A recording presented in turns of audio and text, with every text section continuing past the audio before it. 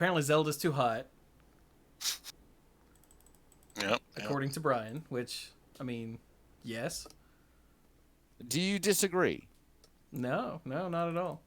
All right. I'm talking about the Captain N Zelda, by the way. Yeah, yeah. Yeah.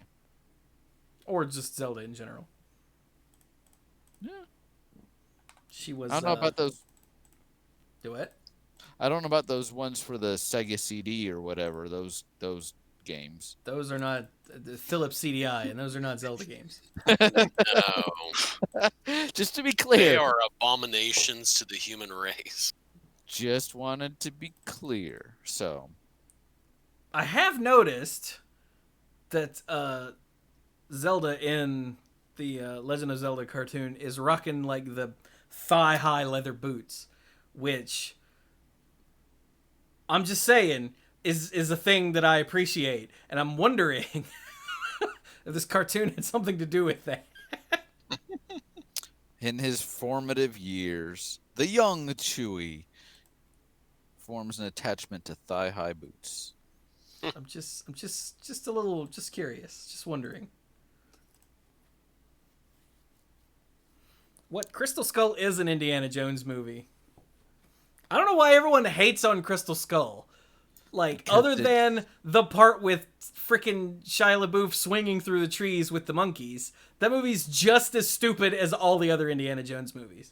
And I posit that it's... Yes, it is. Yes, it is. If it's not the same.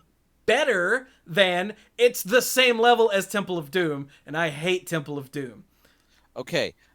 You know, for all the people that really do love Temple of Doom, They are wrong. It's not my favorite either.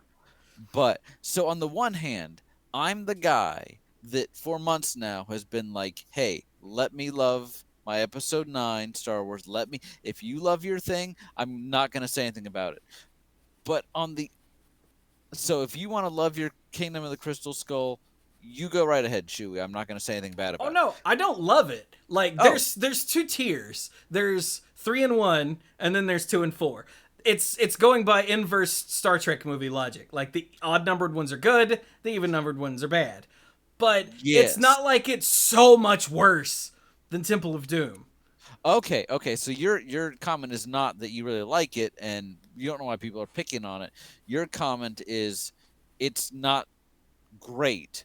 Yeah, but it's not also... any worse than Temple of Doom. Yeah. Like, in any way.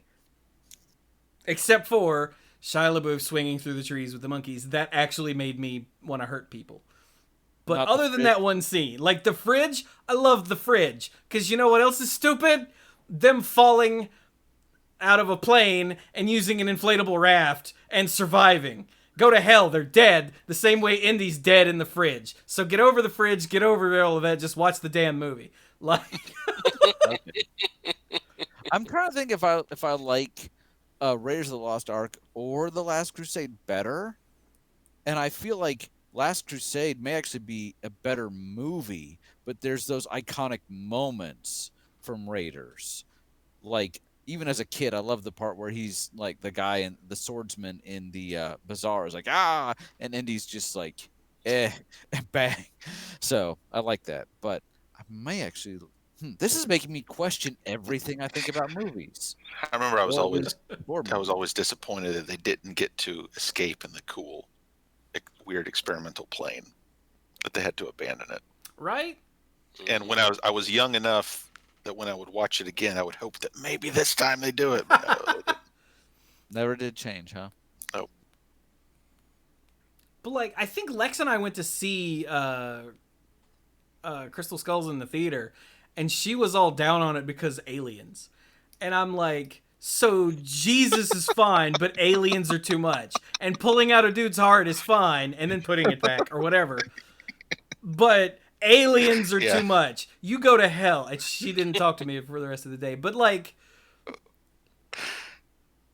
do you see what I'm coming at? Like, they're all absolutely stupid. When you have Molaram ripping out people's hearts with magic, you can't complain about actual aliens. Again, not yeah. Yeah. What's that movie again? For some reason, I'm completely blanking. Which one? The Temple of Doom. Kingdom of There the we go. Crystal Skull. We've been No, talking about. Temple. These titles all have too many words in them. But Temple, I saw as a kid, and even then I was like, "This is." I think the heart part kind of freaked me out a little bit. But then I saw it again when I was older. I'm like, "Yeah, let me just see the other two." So Yeah, like they're all on Netflix right now, and I'm seriously considering watching 1 and 3. that would Just remember, probably it's be fine. inverse Star Trek movie logic.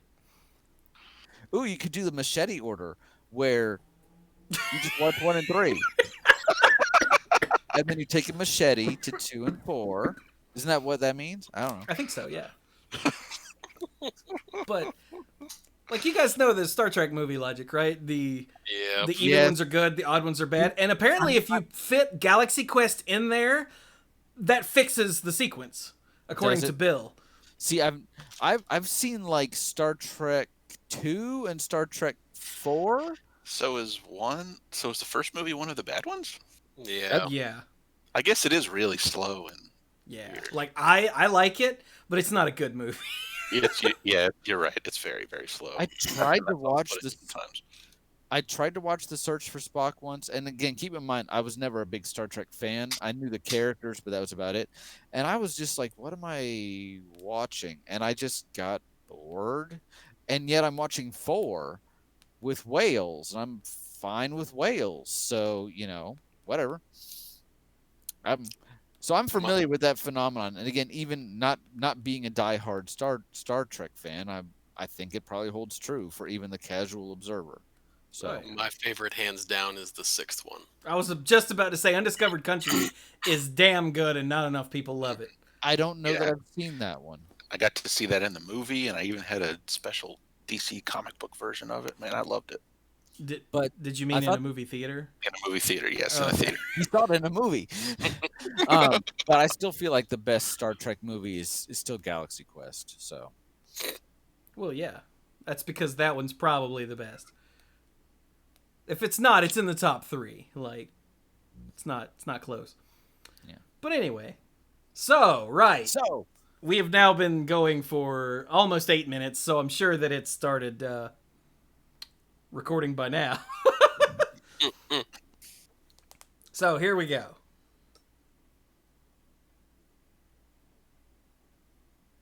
Ow, jam! Hello everyone and welcome to the Mana Pool. This is, if I remember correctly, I think I looked this up first, the Mana Pool number 596. It is not, it is 597. Let me just fix that on screen. There we go. Whoops. Oh, I got rid of all of our RPG character names and art, but I forgot to change the number. That's what it is. My bad. Can't be perfect. Yeah, I am, in fact, the worst. So, I'm Chewy, I'm the worst, and I got these other dorks here.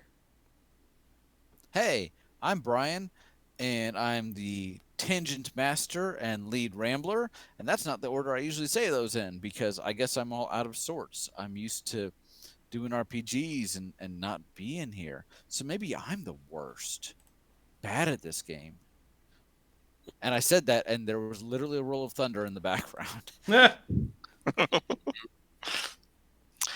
I'm Mike. I'm the rules guy and the game lore guy.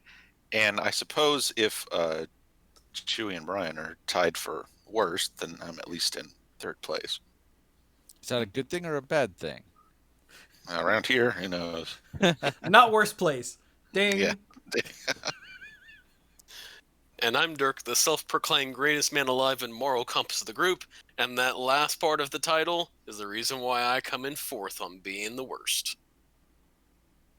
Oh, yeah. So, yes, it's been a little while since we actually talked about magic here on this supposedly magic podcast. Supposedly. Yeah. I cast burn on someone. You did what? I cast burn on someone. He did. Was it Oh, that was a spoiler. Sorry. Was it sick burn? It was a pretty sick burn. So yeah, because Wizards of the Coast has turned out to be an actual terrible company, it's really hard for me to be interested in giving them free publicity. But since the full set spoiler is up for, or the full set is up in the card image gallery for Double Masters, why not? Yeah. Let me just say, there's of course a difference between promoting the company and enjoying the game. And yes, they make the game. But I had not actually played Magic in a while. And one of the things I did when I recently took a trip to the beach and basically just stayed sequestered in the beach houses, I brought my Magic cards, and Sam and I played a couple games, including a game where she insisted on her playing a commander deck and me playing a brawl deck. Yeah. Hey, and you know what? We had a fun time playing Magic cards. So I'm not saying give Wizards a pass. I'm not. I don't think there's any company or person really that deserves to be, they do something good so you don't have to look at them. But I am saying we can enjoy the pastime for what it is. So maybe that will help you evaluate, maybe not evaluate, but talk about these cards in a more not really, no. Because what we're doing is hyping up their new suck all the money out of people as much as we can set, which is all Master sets are. It's all they've ever been. From the very beginning. So, if we had decided to do an episode this week where we did another There's No Plane Like Home, that would be enjoying the game and not promoting the company, because that's talking about all the others. I almost died. Oh, God. Are you okay? I'm okay. See, instead of promoting the company, we're putting ourselves in life and death experience. Yes, I am. I'm breaking my own neck to own the libs. But, nice. Ooh, but yeah. But if you want to hear more about me being negative at Wizards of the Coast, just listen to pretty much any episode of Monday Night Magic that's been released this year. So then maybe, for anyone listening, if you decide to buy a pack of double Masters 2, the more mastering or whatever, because you want some of the cards in it, hey, that's your choice. But are we going to advocate and say, yeah, you need to buy... I'm sorry, it's the more mastering that got me. I'm sorry. It's sorry. Okay. Don't let this... Oh, no, I must have made a very bad joke. Anyway, buy the cards if you want the cards. If you want to take a shot at this, go right ahead. Yeah. I feel like these booster packs are going to be expensive. They don't have an MSRP, so who knows? But they're probably stupidly expensive. Yet another way that WotC can charge more for crap and not look bad themselves. Yeah. But we didn't set these prices. But even though they did. But maybe there are cards here that you're interested in. So first up, we have to give the bad news. So there's another type of booster. I think it's interesting. Yeah, well, interesting still doesn't mean good. So remember, we've got draft boosters, which are good old normal boosters that we've had for, decades. Yep. There's theme boosters, which I don't even know what the themes are for this set. If theme boosters are even a thing, I assume they are. I don't know. That's the one no one talks about. Do they still do them? Maybe. I think we just the set one they've got this and that, but no, I don't think they've done a themed one in a while. Those are the ones where it was based around a color or something, or a tribe or a guild. Yeah. Was that yeah? Oh, okay. Because I was thinking, wasn't that sort of like the elves versus goblins thing? What? No. This theme boosters are part of the set. Yeah. They're not like a secondary product. They're part of the set. Oh, gotcha. You're thinking about dual decks, Dirk. Yes, that's what I was thinking. Hey, this in and of itself is proof that they've put out so many different versions of some of these things that it can be difficult to keep track. So yeah. Then we have the collector's boosters, which is for the whales, so they can actually suck all the money out of you that they can. And now they've decided to add something called a set booster, which is more stuff. It's coming in Zendikar Rising, right? Is my Yes. Oh, it's not in this in Double Masters. Right. Oh. I thought you were just talking about it because it was news. So it's not a Double No, I Master. thought it was gonna be in Double Masters because I don't care, so I haven't. I didn't pay enough attention. No, it was premiered on Saturday when they were doing a bit of a live stream. They also had some art from Zendikar Rising. Yeah, it was the Gen Con Yeah. replacement. But they didn't do any actual card previews because previews don't start for a long time. And I swear, if I read one more person on Twitter go, "Why no card previews?" I'm gonna be like, "Be quiet." They even said when they announced it, we will not be showing any cards. They said that multiple times. And it's because they've learned when you're trying to do previews for that set over there, don't show things for the next thing, or else that thing over there will get ignored. So they gave us some art, and they talked a little bit about it, and they mentioned the set booster, and that's all it is. And the funny thing is, even with 24/7, like feels like we're always in preview season, for some people, that's apparently not quite enough. And I just don't get that. I love previews, but that I don't quite get that. I'm like, we got enough here, dude. Just calm down. Just calm down.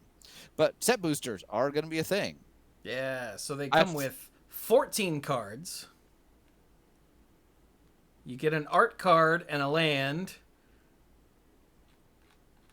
And then 1, 2, 3, 4, 5, 6. It says connected commons and uncommons. So they all have something like together. They show Yeah. some theme of the set or something. Oh, and just real quick before we go too far, the art card is like what they did in Modern Horizons, which I kind of liked the just the full art, like not even a card, just the art. Yeah, I think those are cool little collectibles. I liked them. I'm fine with it. Sure. It's yet another thing to put in the booster that is not a card. That is not a card, but adds collectability, just like so many other things. I have got no... I give no craps about Wizards of the Coast anymore, in case you can't tell. Did pick up on that, yes. Yeah, I started to get that impression. Basically, every decision they've made in the last year has been all about sucking more money out of you, the player, whether it's good or not. So, and you could draw a line all the way back to more money from all of them, and it's not hard. And that's not even getting super cynical. That's only like a little bit cynical. It's like a 2% cynical. Yeah. So anyway, you get some commons and uncommons, and there's math here. Most of the time, you'll get either 1 or 2 uncommons, and a little bit of the time, you'll get more than 2 uncommons. Yay. Yay. Math is hard. Then in the 9th card, you'll get a head-turning slot, which is a showcase card or just something fancy of some sort. Something that looks cool. Yeah. Then you'll get wild card rarity slot in 10 and 11, which is half the time you'll get 2 commons, so that's literally crap. And then some other amount of time you'll get maybe a rare or 2 uncommons, so that's amazing. Then you get the rare and mythic slot, which is basically the same as always. It's mostly rare, sometimes it's a mythic. There's the foil slot, where you get something foil. And then the last one is the token or ad card. Or 25% of the time, you get a card that's not in the set. But is not standard legal with the set. Yeah, it's just something reprinted from back in the day. It says with the original frame. Hang on, let's see. The list. And an expansion symbol. Yeah, the original art frame and expansion symbol, except it'll have a small planeswalker symbol in the lower left corner. Right. Where is that? So like the mock-ups don't have it. Oh, the mock-ups don't have it. Okay. So when they did Time Spiral, you remember they also had the time shifted time shifted spot. Yes. Where they had the old cards, but they were now legal in Standard, while Yes. Time Spiral was legal.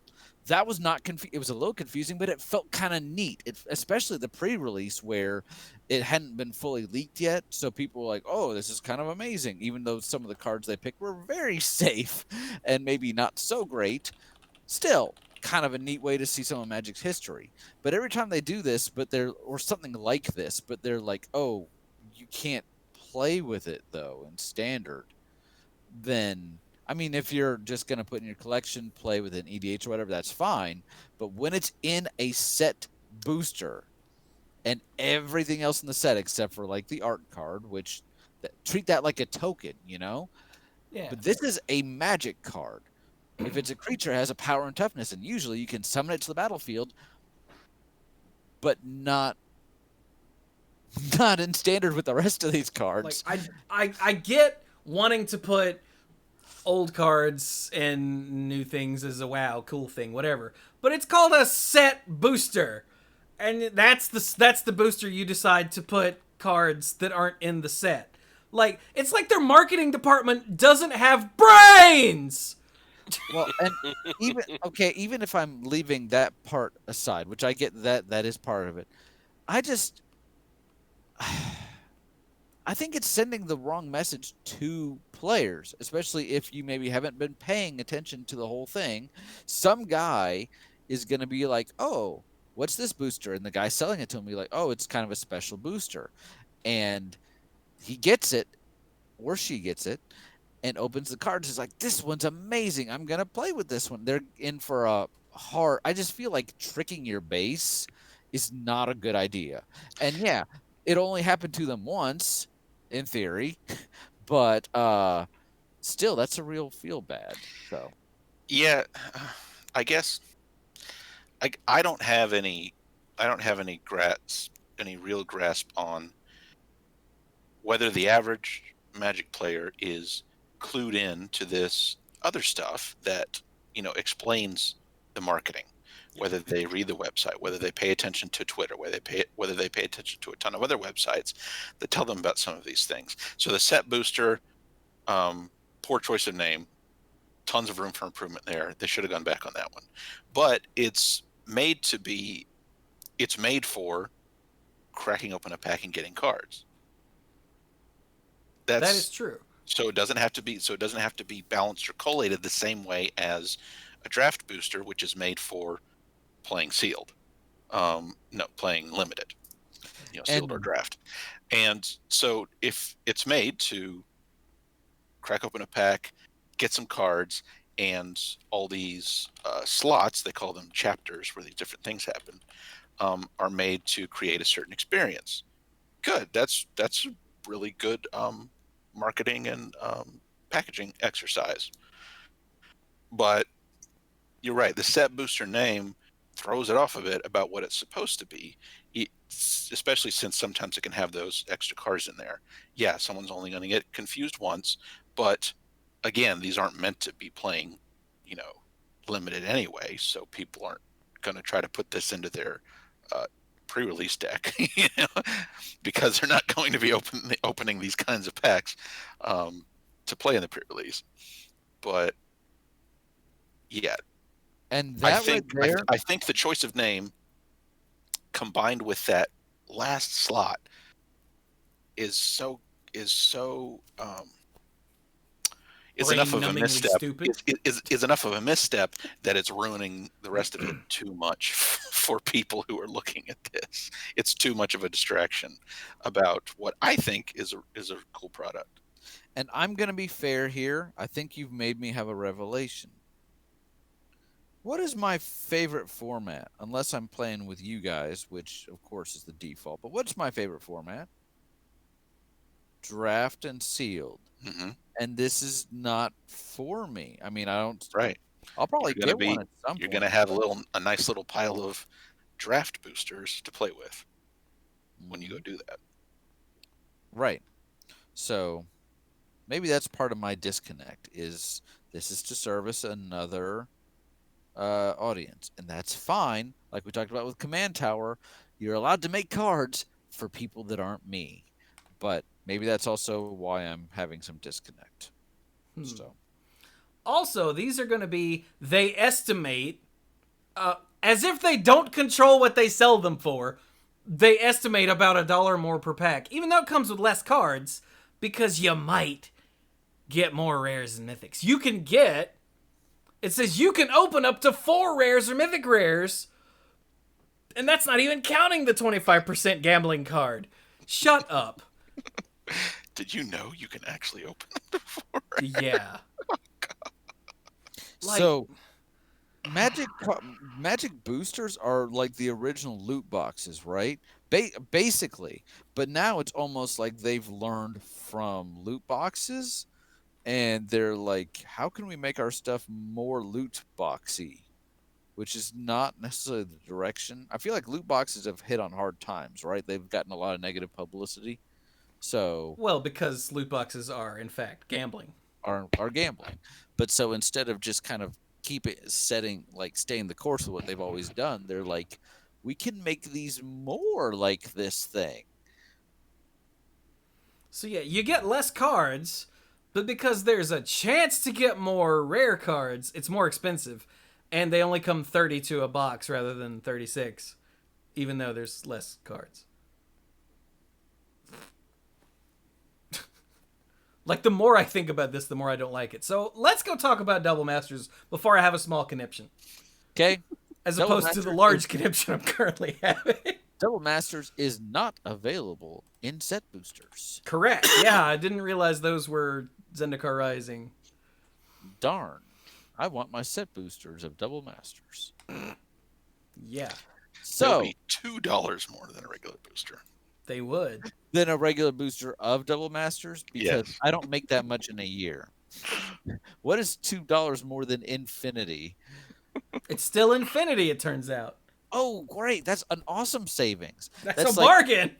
That's like you're at the movie theater, and yet, by the way, I used to be the guy that worked at the movie theater. I did it like 4 or 5 summers, but it's like the whole, well, you could spend $15 on a medium popcorn, but for just $1 more, you might as well get the large. And you're like, all right, well, I guess I'll get the large because it's twice as much popcorn, but you're paying $16. And yes, I know that's an exaggeration. Anyway, so the full visual spoiler, card image gallery, whatever they call it these days, for Double Masters is out. Yay. Yeah. All right, good night, everybody. Yeah, apparently today was the last day of previews. We're recording this on the 30th, and yet the full card image gallery is up today. So that's They've weird. done that on Thursdays before in recent years, right? Yeah, but not That was- when there were previews on Thursday. I don't know. I don't remember. I don't remember details like that. I think Chewy's right, but who knows? I can't even keep. I think Chewy is correct, but I can't keep track of their decision making lately. So,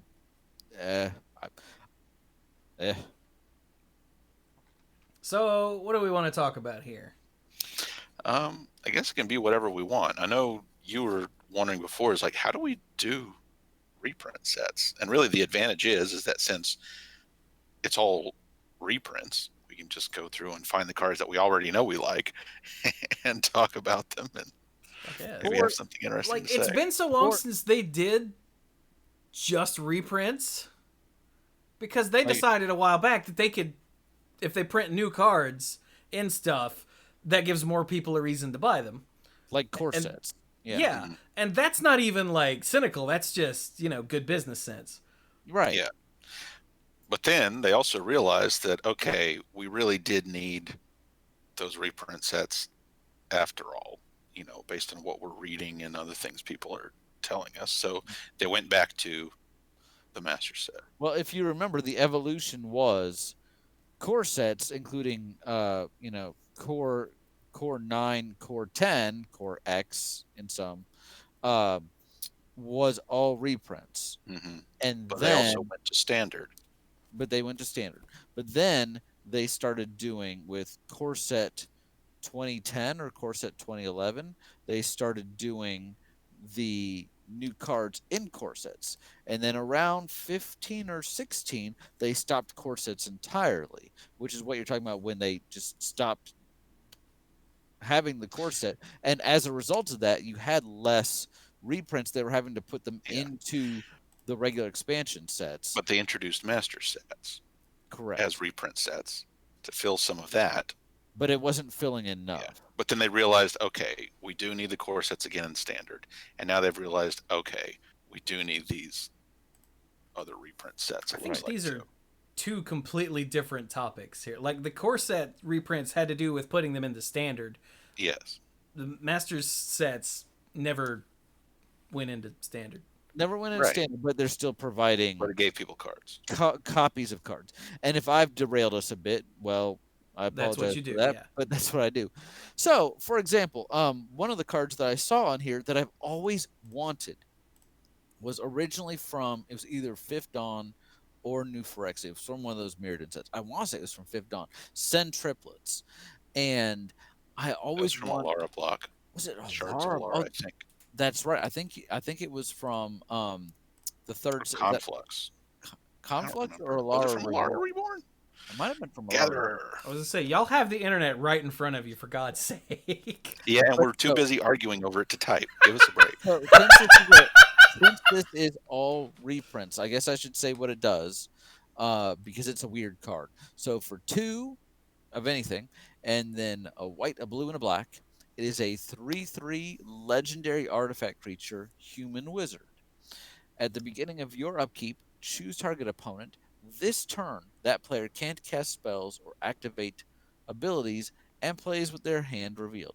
You may play lands and cast spells from that player's hand this turn. So I was always fascinated with Mindslaver. And this is a take on Mindslaver that's at the same time both more and less oppressive. It's less oppressive because they still get to take their normal turn. You're not taking their turn away from them. It's more oppressive in that this happens every one of your turns, so it keeps going over and over again, and you're still getting their resources. And in fact, like when you're if I'm Mindslavering Chewy, I'm still playing stuff to his side. And if some reason, like I go on a suicide route with him and somebody else has a fog, he gets to keep his stuff. With Send Triplets, I'm playing his stuff for me, so I get to keep. So I always had this fascination with it. It was before I even really got into EDH very much, and then as I got more and more into it, I was like, wow, I would really love to build a commander deck around this, and I've never gotten a copy. So I see it here, and I'm like, hey, I know that card. I still want a copy. I haven't really gotten around to getting one, and I don't know how well that would be received in my play group. Hey, everybody, I get to play with all of your cards, but just one person a turn, so maybe that's not unfair. But yeah, that's a card I've always wanted, and maybe if this puts more into circulation, maybe that will make it easier for me to get some. But I won't be pulling one from a booster for obvious reasons. What's a card, Mike? When was it from? It was Alara Reborn. Alara Reborn. Okay. So what's a card somebody else saw that made them go, hey, I remember that, or wow, I hate that card? Hey, look, Sharon the Hegemon. I need to poke Jack LaCroix and see how he's doing. You should. I've heard from him in a long time. Because he was all about some Sharon the Hegemon. Sharon was one of your first EDH decks. Probably. I'm like the only person that made a unbroken Sharon the Hegemon deck. Right. Because at the time, when everybody was really getting into it, it was one of the first ones that people were like, okay, great, you can do infinite combos and stuff like that, or really horribly oppressive stuff. And Chewy made a deck that was effective. It was effective. Don't get that wrong. It just did not feel like, oh, wow, Chewy's playing the Shroom deck. None of us can win. Yay. Yeah, like I found one of those infinite combos in it and said, whoops, and took one of the pieces out so it wasn't there anymore. There's so many Sharon the Hegemon infinite combos that I have no idea which one, but... Right. That's because of what it does. and there's a number of ways to do them. And in fact, if there's two ways to build. Well, there's a million ways to build EDH decks, but there are ways that rely on you having the commander, and some that you never have to cast the commander. Period. It's just about being in those colors or having that theme, and artifacts and having white, blue, black together just opens the door for how many infinite combos, like all the infinite combos. Yeah, even if you're not really trying, you're gonna. Exactly. There's a good chance you're gonna put something in there accidentally. I remember after EDH really started to take off, one of the harder commanders to find was the Reaper King, and it was not for Scarecrow tribal decks. It was because it was one of the only Wooburg commanders Mm-hmm. that Scarecrow wasn't. Tribal, man, that was some powerful. Yeah, okay. Yeah, because your choices were either that or the Sliver Queen, which no one could get a hold of for obvious reasons, or Corona. Or Chromat, and he was Chrom- old enough that no one really cared. Right. So my point was, sometimes you have the decks that don't even care about the commander. It's just, hey, I want to be in these colors. So Chewy had a really good, effective, and powerful Sharoom deck that did not make us all want to like kill ourselves every time he brought it out. Mike, what do you see? I was surprised to see Apprentice Wizard What color in is that? in blue. It's blue. It's got There some was- sweet new Richard Kane Ferguson art. There was something I saw that was downgraded from a Ooh. rare to an uncommon. I can't remember what it was, but That is sweet new Richard Kane Ferguson art. it has a very almost Alliance's block look to it, right? It does, yeah. Mm-hmm. That's because Richard Kane Ferguson did several cards in. Yeah, he got most of his work back in the day. Yeah. Cool. I like it. And it's got the sweet new templating of add 3 diamonds. Yeah. It's some waste. I saw something that used to be a rare and is now an uncommon. And that's going to bug me because there's a lot of cards Does here. it? There's a few of those. Like I saw Yeah. Yavamaya's Embrace. That's shifted down to uncommon here. That is gold. Yeah, there it is. Yeah, I remember that was one of my very first rares. And like when I was barely even getting into the game, I bought a booster pack. It was the rare. And I'm like, but this feels so expensive. And it took me a while to really realize everything it did. So, like as a new player, you're like, enchant creature, you control enchant creature. Well, duh, of course you do, because I'm making it bigger and I don't get it. And then Because I later play I'm these like, just on my creatures, right? It's like, oh, well, why would I want to buff Mike's creature? That's dumb. You're dumb. Why are we talking about this? So, number of cards here from commander decks. Like I see Riku of Two Reflections Wait. was. Dirk, are you alive? Dirk. Dirk, are you muted? Or did you walk away? He usually I've tells been us. muted. Oh. There you go. I haven't been So loud either. If you've said anything, we have not heard you. So Oh well.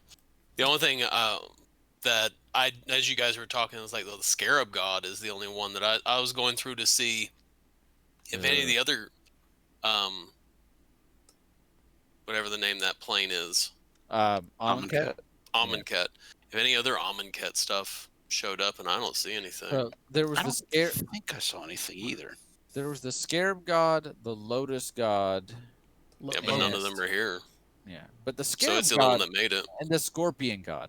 But the Scarab God was the one that really saw a decent amount of play in Standard, where it was Yeah, he was the guy. he was the guy. I made the Lotus God EDH deck. Locust. What'd I say? Lotus. Lotus. Yeah, Oh, Lotus that's- is the thing that adds 3 colored mana. Yeah, Locust. I made the Locust God deck for Dirk. Yep. So So the one thing I have noticed, and I don't know if it's great, if it's like meh, but the first gen, or if first or second gen commanders. And I think Brian had mentioned there was a lot of commander stuff Yeah. here, And like but Riku but of the Two actual commanders. Yeah. Riku of Two Reflections is here, which was one of the original commander set commanders. Kali of the Vast is here. Yeah. Baleful Strix wasn't uncommon because it was in multiple commander decks. It's a rare here. I think the first time it was printed was Plane Chase. Oh, Baleful Strix? I think so. That sounds vaguely familiar. I'll go Okay. together again. So one of the I was mentioning before the show, there were a couple of cards that I really could not even remember ever seeing, and I was guessing they were in a commander set or something. But one of the ones that stood out to me was in blue. I'm trying to the Deep Glow Skate. Do you guys remember seeing this? That has to be Commander. It has to be, right? But I just don't remember it. For 4 and a blue, it's a fish. It's a 3/3 fish for 5. It's rare, and when it enters the battlefield, double the number of each kind of counter on any number of target permanents. And I just feel like, wow. I'm a proliferate. It says Commander 2016. Okay. So it's been long enough that I've kind of forgotten about it. And usually I remember like the commanders, not necessarily the supporting cards. So that makes some sense. Well, I was just thinking that would go well with the Atraxa, the Praetor's voice, because that proliferates. Yeah, well, anything with counters. But the funny thing is, even so Dark Depths is in the set. When I saw it, I was like, all right, they're all in on this. But it doesn't say you control. So something maybe with counters that they don't like, they're trying to get rid of. If you want to be political and be like, hey, Chewie, we really got to take care of Mike. So, here, I'll double the number of counters on your Karn so you can reset the game faster or something. I don't know. And Mike only had 3 counters left on his Dark Depths. Now he's got 6. And that's what I was alluding to before with that. So, yeah. So to Dirk's point about that working with Atraxa, it was probably in Atraxa's deck because Atraxa was one of the 2016 commanders. There you go. They would go really well together. And now, could you imagine like any time, like with the new Thassa, where you could consistently blank this out? Yeah, that's kind of terrifying. That doesn't say when you cast this. It just says when it enters the battlefield. So the Urzatron is common now. Common, yeah. Yes. Weren't they uncommon before? They were uncommon. They were uncommon when they were reprinting core sets, but I think when they were first printed in Antiquities, they were common. So, like, Tron has been a pauper deck for a long time. Oh, has it? Huh. Yeah. I don't play pauper, obviously. I was scanning through the lands earlier, and I went past Mishra's factory, and for a minute my heart stopped because I thought it was the workshop, and it's not Mishra's workshop. That's a different card. Yes, it is. We've also got all 10 of the filter lands. Yep. Maze of Ith, Glimmer Void, Darksteel Citadel, Buried Ruin. I missed one. High Market, I guess. Sure. Thespian Stage. And Thespian Stage, yeah. Which in the same set as Dark Depths. Yeah. Now I realize that's a rare and a mythic, but still, how to build your own Merit Lodge for 2 easy payments of lands. Vampire Hexmage is also in the set. It is? Yes. Are you? Okay. Oh, I didn't scroll up enough. Also, Academy Ruins, Ash Barrens, and Blinkmoth Nexus. Not Inkmoth Nexus. No. Blinkmoth Nexus. Good. Yes, thank you. Yep.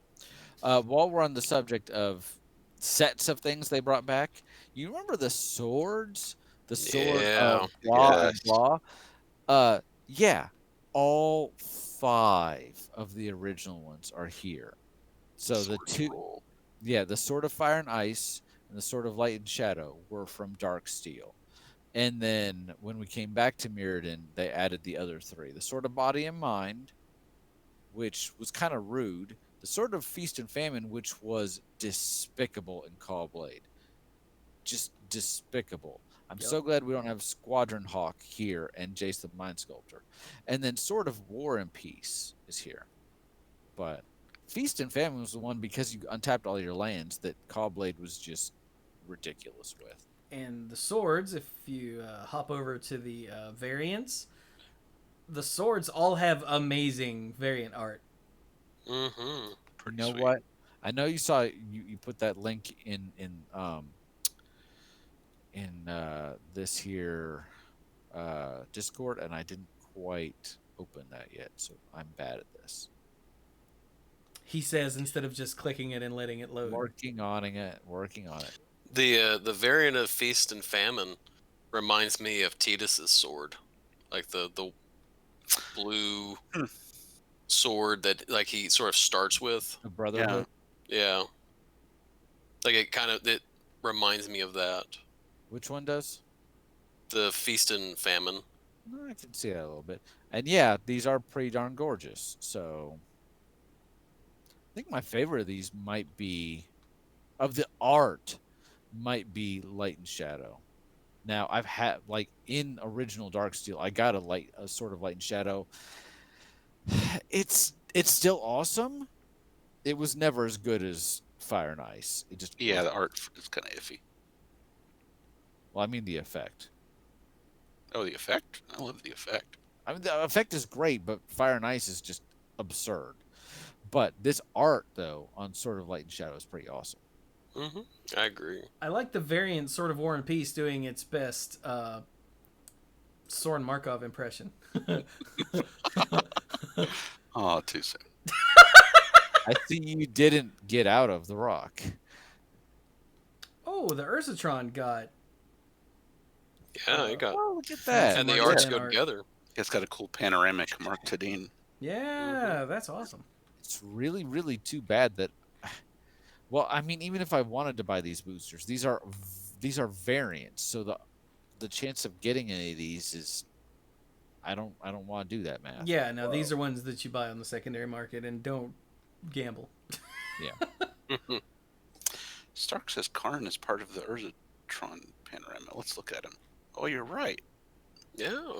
That's yeah, cool. the happy weird Karn that people were hating on. It's like, I'm free. Yeah, he's really happy to be out of the Tin Man.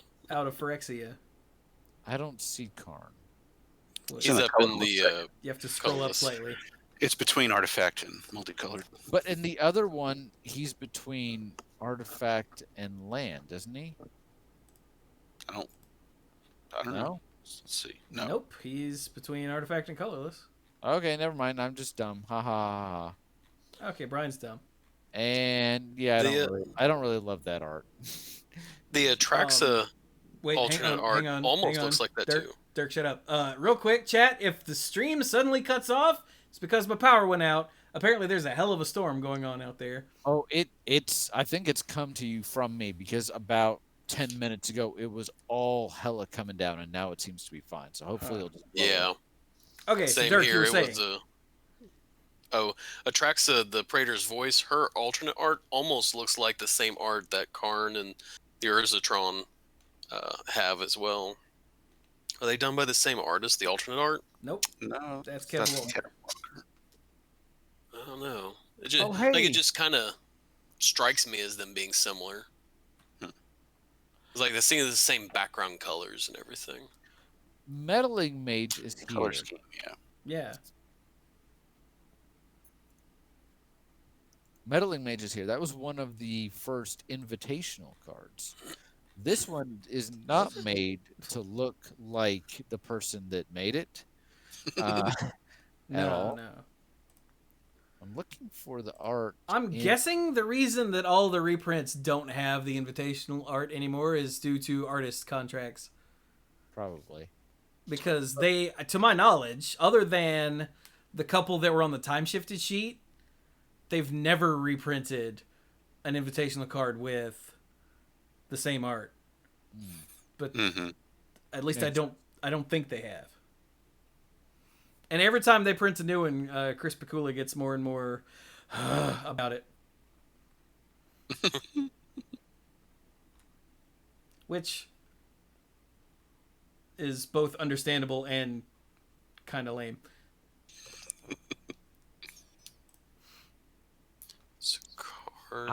I'm looking at these variants, and I am digging the exploration.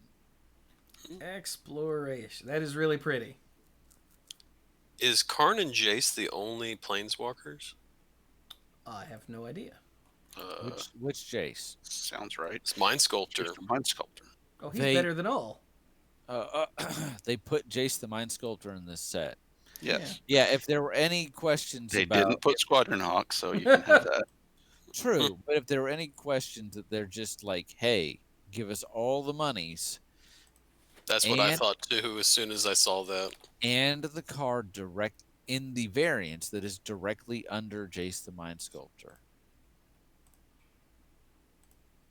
Yep. Did you...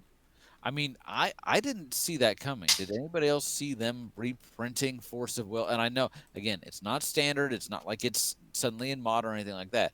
But still, did anybody really see them reprinting Force of Will? Like, excuse me. Well, I mean, they did it in Eternal Masters, right? As a mythic. Did they? Yeah. Okay. I can't keep track of all the master sets at this point, so...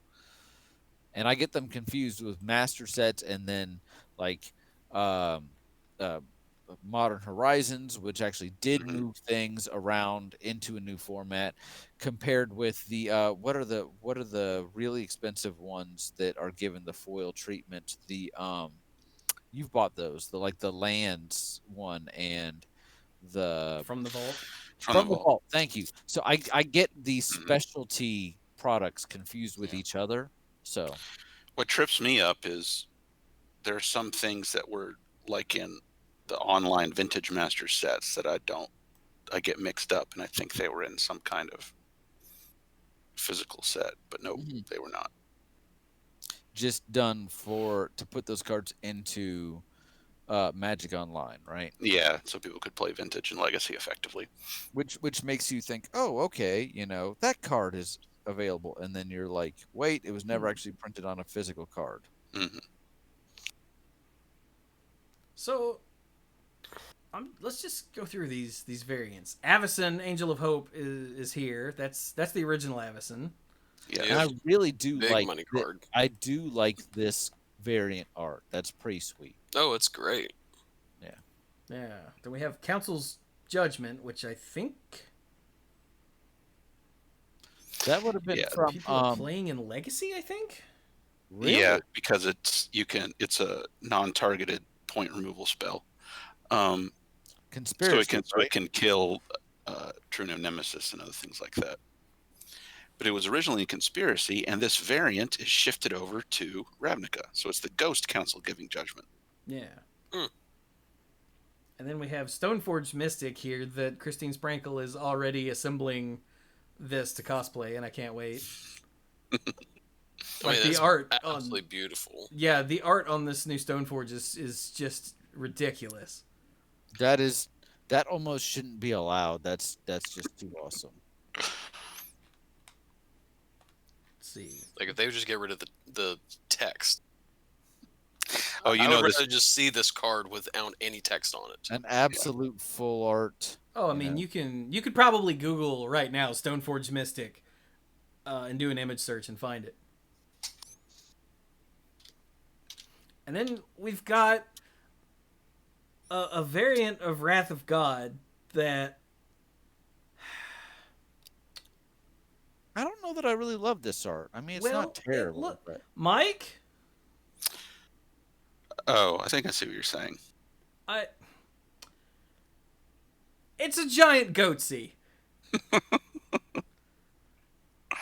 Like,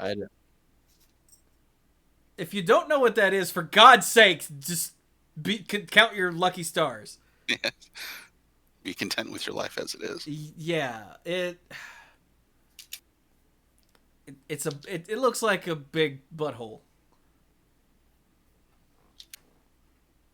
Did you find it, Dirk? I'm looking for the image, but there's nothing. It's all the old art. All right, hang on. I will find it for you because I know it's on Twitter. Word. Oh, nailed it. Open image and new tab. Here you go, Dirk. Just for you. Mood. Awesome. And of course, there's no way to get it the right size to put on the freaking screen for chat. Oh, there we go. There we go. So yeah, there's Stoneforge Mystic. And there's Angry Thunder. I'm sorry that I called you Goatsy.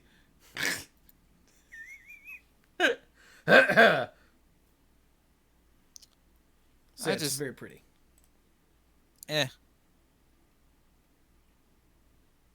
Not really feeling it. Oops. Which one are you talking about? Wrath of God, right? Okay, yes. Okay, good. Yeah, that not so pretty. Stoneforge Mystic, very pretty. Then we've got Jace. We've got this crazy brainstorm where it's actually storming Out of a brain. Yeah. Oh, it's Feel like Ron I- Spencer art. Ooh, that's cool. And then there's the damnable hell that is Cyclonic Rift. I'm glad none of us has stooped to casting that I mean, against each other. it's come up once or twice, but it's not like it's it needs to come out every game and we need to recycle it and bring it back and over. I don't remember. Maybe I'm just choosing to hold on to the happy memories. I don't know. I have it in some decks. I have never been told to take it out, but I also feel like it's not something that we've really had to address because none of us have really abused it, I think is the point. So Yeah. And then the aforementioned Force of Will. Phyrexian Metamorph gets really cool. Oh, I just noticed that Force of Will is some sort of pirate person. See, she's holding onto the rigging there. Is that what's going on? I think. Oh, it is what's going on. Yeah, she's up in the crow's nest. I can see it now behind the text box. Yeah, that's cool.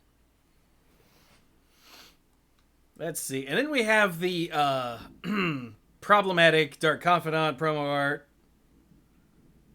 which has been pointed out on Twitter in an age where WotC's being heavily criticized racial stereotype art.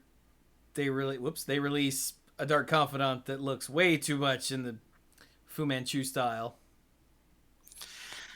I get what you're saying. I mean, it also looks like, I think it also bears a resemblance to the Vampires from Ixalan blog. I don't know if they were going more for a look of that, but I see what you're saying. I mean, I'm not saying it. This is stuff that People are saying online. some Asian Americans in the Magic community were like, come on, man. Now, the artist did release a statement saying, I didn't think of that. I made it to look like, and he made it to look like somebody. I think like somebody he knows. Mm-hmm. I read the statement once, but that was like a couple weeks ago now, so I've forgotten. But he's like, I didn't even mean that. It's not how it was supposed to come across, my bad. He might not even have said my bad. I don't remember. Then we have Fatal Push. New art on Fatal Push. This is after he got pushed. this is not the before. This is the after. Yeah, if you look at the regular art for Fatal Push, there we go. That's as the Fatal Push happens. And then this is moments later.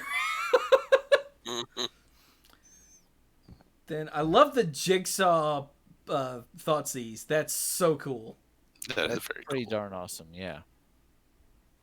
And then I don't even remember Toxic Deluge as a card. That was also in a commander set. Ah, that would be why. But it's really busy Richard King Ferguson art.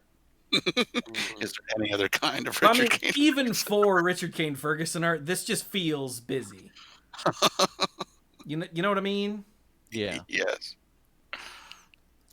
So in red, we've got a pretty nifty looking Blood Moon. Good lord, that is Oh, so the blood, cool. that one's pretty. A sneak attack that took me a second, and then I was like, "Oh, that's awesome!" Yeah, I And a love goblin. that they're just hanging out by the campfire, and then in the background there's this giant monster head that, like you, it took me a minute. I was like, Yeah, what's sneak attack about? Holy god! and if anything, it reminds you of the original one, which is a dragon getting ready to pounce on some goblins. So, Hmm. but this is much more. But I don't love the Goblin Guide art. I mean, yes, What? it's well drawn. Like I couldn't do that, but I I don't love the art. I just don't. But he's wearing a map on his head. I'm aware of this. I see what he is wearing. I just I think he's awesome. to each their own. Well, in green, first one is crop rotation, and that's pretty cool to see a tree folk who, as he's dragging his hands through the soil, is making stuff grow. Yeah. I'm digging that. Oh Yeah, god, I that's just really cool. oh, I'm sorry. That he's digging that. I See, if you didn't call Oh. attention to it, we wouldn't have noticed. Yeah, I I definitely wouldn't wouldn't have have at noticed. all. Mhm. keep moving. Now you get Wait. boo. And then next one is doubling season. Yeah, which was one of the first two cards that they showed was this art. Now, I feel like this art is, even though it's alternate art, it feels like it's art I've seen before. I said it's the very first art they showed for doubling for double masters. Like, Well, Wow. no, I months mean it ago, feels like or- it was on original art card Did they art. show it a long time ago? Like a very long time ago? not that I'm aware of. No, I'm pretty sure the Okay. first time we saw it was for double masters. But Because I was wondering the same thing Dirk was. Like, have they used this for some other promotional or special reprint version of? Let's look.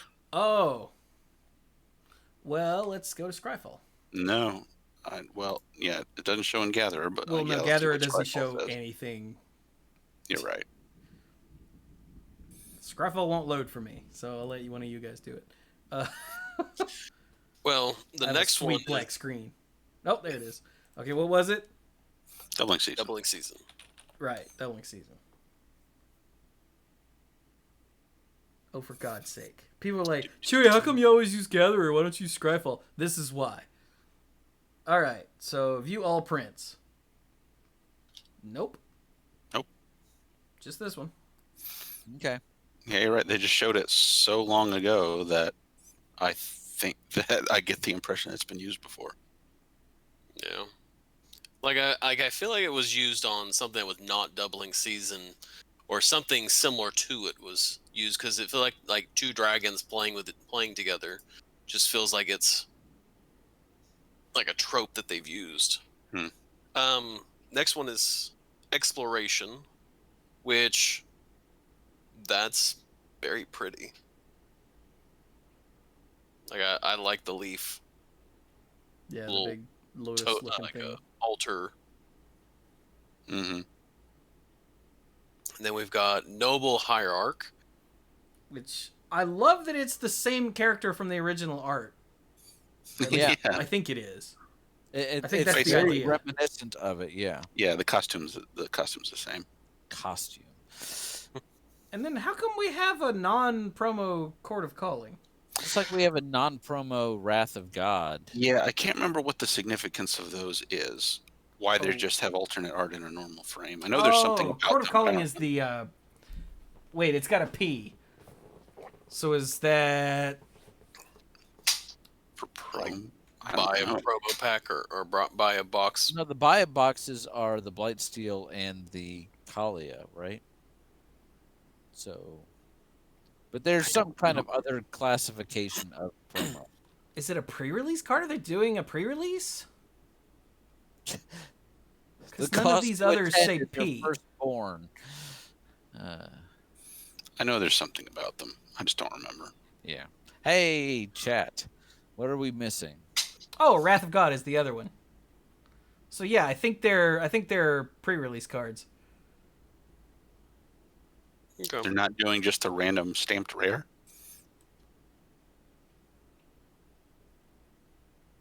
Okay, maybe that's not what P stands for. I don't know, but there's something like that. Okay, where were we? We were in green, right? We were in green, and now we're in multicolored. Yeah, Okay, because wait, is there a normal Court of Calling in the set? I bet there's Yeah. not. Oh, there is? There is. Mhm. Oh, yeah, look at that. Okay, I it's don't like know the then. normal Wrath of God. Yeah, Mhm. I saw that already. Yeah. Okay, Wolfie said as far as he knows, the pre-release is Wrath, which means Court of Calling might be 2 because double masters? There's 2 Maybe. buy boxes, so... Draft weekend, which used to be release weekend or whatever they were calling it. Could be. I don't think they do the special ones for that anymore. No, they did as recently as the Return to Ravnica. Which was not recent, if you think about that. I'm old. All right. So then, yeah, multicolored. I think we talked about these. Atraxacalia, Meddling Mage. Then we got Happy Karn. Still looks like Tin Man to me. Happy Tin Man. Blightsteel Colossus looks pretty. Big old pointy Wayne Reynolds. It's a very pointy Wayne Reynolds art. And he looks like he's in the middle of like a dance. And then Batterskull is absolutely terrifying. Yes. Yes. In case you saw the original art and you're like, that's cool, but it doesn't invoke the fear and disgust that my opponents feel when I play it. This is more evocative of those feelings. So, Yes. If this thing was coming at me, I would probably pee my pants. I would poop and then just die before it could get to me. you're not going to get to me. I'm already going to be dead. Because I don't want to live through whatever it's going to do. I'm just saying. Probably not. And then we have a Chrome Mox, which I can't tell what's going on here. Stark said it looks like an anvil going into the 4th dimension. Yeah. And yeah. So again, artists, I bow down to artists in that, it's not a skill I'll ever have. I don't love this piece. I just can't tell what's going on.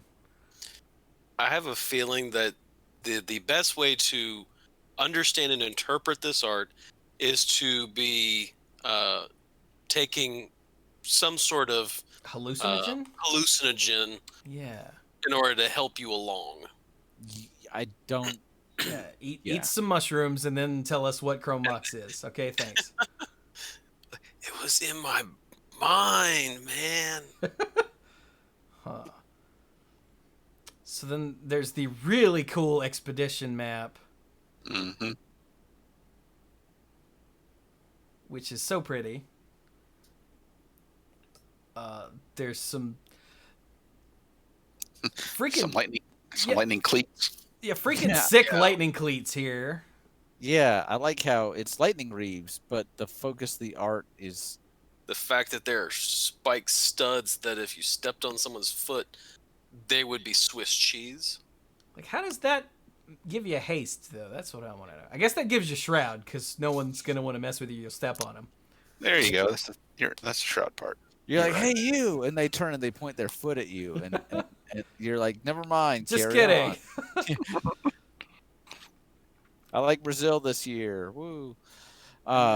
Mike, what do you think of the Mana Crypt? I think it's really cool. It's a scene, just with the way everything is composed, it looks to me like a scene from Zendikar, and the adventurers have found this bizarre, forgotten artifact, and they're pretty astonished by what they've found. And the flavor text just adds to that. Yeah. Mm-hmm. At first, they thought the vault was empty. Then the walls began to glow. Sounds like something R.L. Stine would write. I assume. I've actually never read anything by R.L. Stine. Neither have I. And we were around whenever he was popular. Yeah, Goosebumps just never did any. I went straight to Scary Stories to Tell in the Dark. and then stayed away from anything scary for like a decade and a half after that, because I got the first two and they scared the crap out of me. That's not a joke. They scared the crap out of me. Yeah, because they were, it wasn't. First of all, it wasn't stories that were being written for kids. It was, just a bunch of traditional ghost stories and scary stories that people tell each other all the time. Some of them are very creepy and very scary. And then, the illustrations that no one should look at ever really drove it home. Oh man, just as a quick side note, I watched the Scary Stories to Tell in the Dark movie a couple weeks ago. Mm-hmm. It's actually really good if you're... Okay, you know how there are horror movies for kids? Yes. This is not a horror movie for kids. This is a horror movie with kids that is like a good entry point for your first real horror movie. Like, so like the Scary Stories books. pretty much, actually, yeah. Like, it's got just enough creepy and terrifying and messed up stuff that you probably don't ever want to show a kid. But for someone who watches a lot of horror movies, it's like nothing. But it's like an entry point for your first real horror movie. And so if there's someone who's like, I think I want to watch scary stuff, start with that if you can. And that'll, like, don't jump straight into like The Grudge, which I still will never watch again. Oh. Ever. Anyway. So yeah, Mox Opal. Learn a little something new about us today.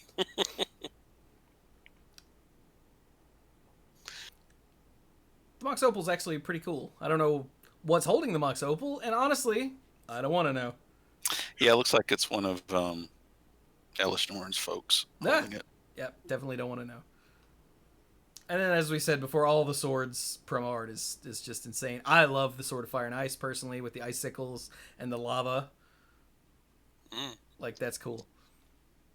And then we have a worm coil engine that doesn't look artifacty. At least to me. It just looks like a worm. Mm-hmm. Yeah. Yeah, it just looks like two actual worms stuck together instead of a machine. Yeah. Ew. Still cool, but... Yeah.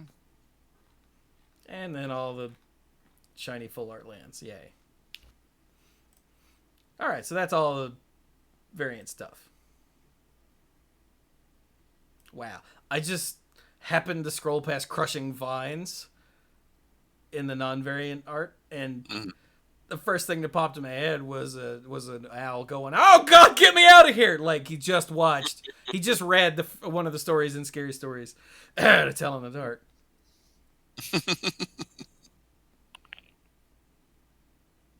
You guys remember how annoying Geist of St. Traft was? In Standard? Geist of St. Traft is awesome. He's stupid. Oh, is he And here?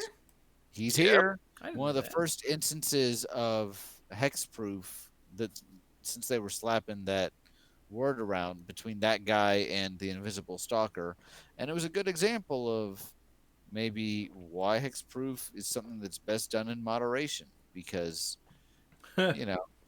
something that makes a 3-drop 2/2 with hexproof that gets you an angel every time it attacks. Even if the angel doesn't stick around, that's still really good. That's still a 3-drop that swings for 6. Yeah. For a little while, when it was Return to Ravnica, Innistrad, Standard. I saw a list online for a white, blue, red, basically got white, blue, red Bogles deck, where it was, hexproof creatures like Geist of St. Traft and Invisible Stalker, and also I think Fencing Ace was in there, and you just pile auras on them and go to town. It was pretty fun. You're a monster. It was fun. Shut up.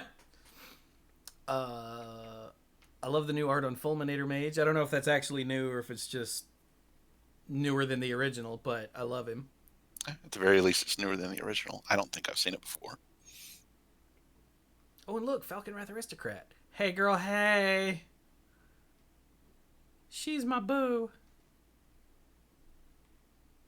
Chewie, do you still have that Hannah Ship's Navigator Commander deck, or did you take it apart a while ago? I think I still have it, yeah. And yeah, now we can replace it with non-turf art. How cool is that?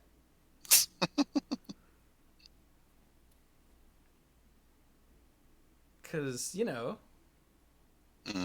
not turf art. I love Hannah Ship's Navigator. Plus, this is done in, like, the new Witherlight Crew art, you know? Art style. Oh, look, speaking of which, there's Joy right below her.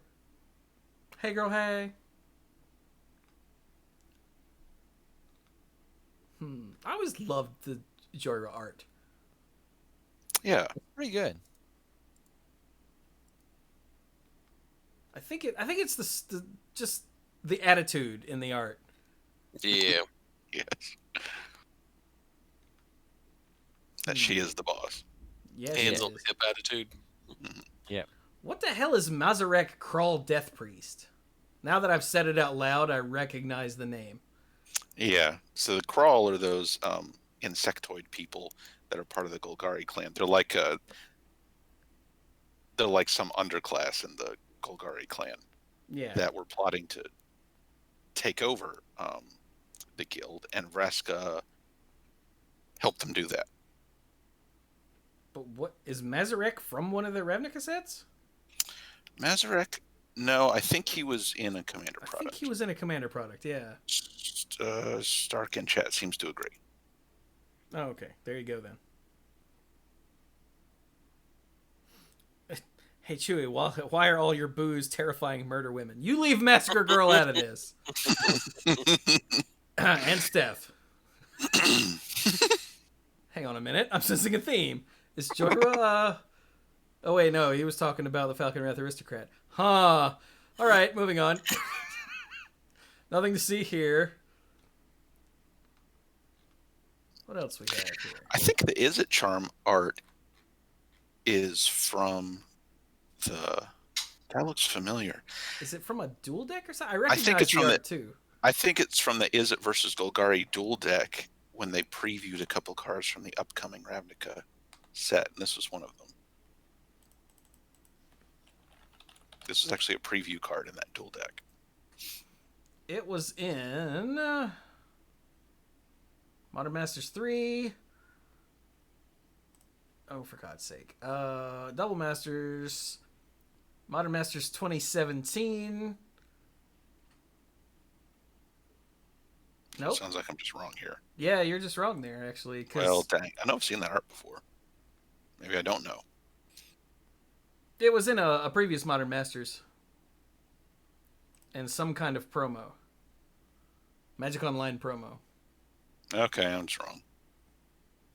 Yeah, the one from, at least according to this. Yeah, and that's the right logo. The one from Dual Decks was the one from Return to Ravnica.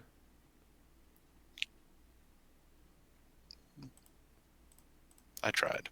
I thought you were right too, so. Did you though? Did you?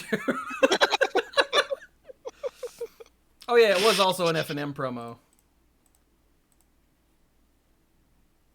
Maybe from back when you were F&Ming, maybe? I should, maybe. F13, I guess that means F&M promo from 2013. Sure. I was doing Probably. F&Ms then. Yeah. Let's go back up to the monocolored stuff. I want to look at red. Swag Tusk. The Swag swag Tusk. tusk. Green. We don't have Restoration Angel, do we? No, I don't think so. Okay, That's good. in white, right? Yeah. It would be.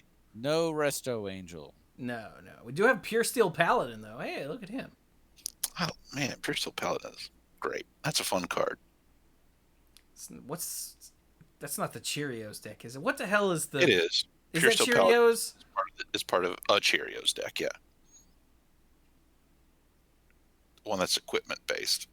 I don't remember whether there's another one that's other artifact based. Such a weird naming convention, but it's because of all the things that cost 0, so it's Cheerios. Because I hate people that play Legacy. Yeah, I said it. Clues doesn't play Legacy anymore, so it's fine. When he does, screw that guy. Yeah. Oh man, Crib Swap. If you look at the tokens, this is so cool. I saw this on Twitter. Someone showed the shapeshifter art for the token, and it's like, oh my god, the baby from Crib Swap grew up with its new family. Yeah. I saw that and I was like, that's canon now.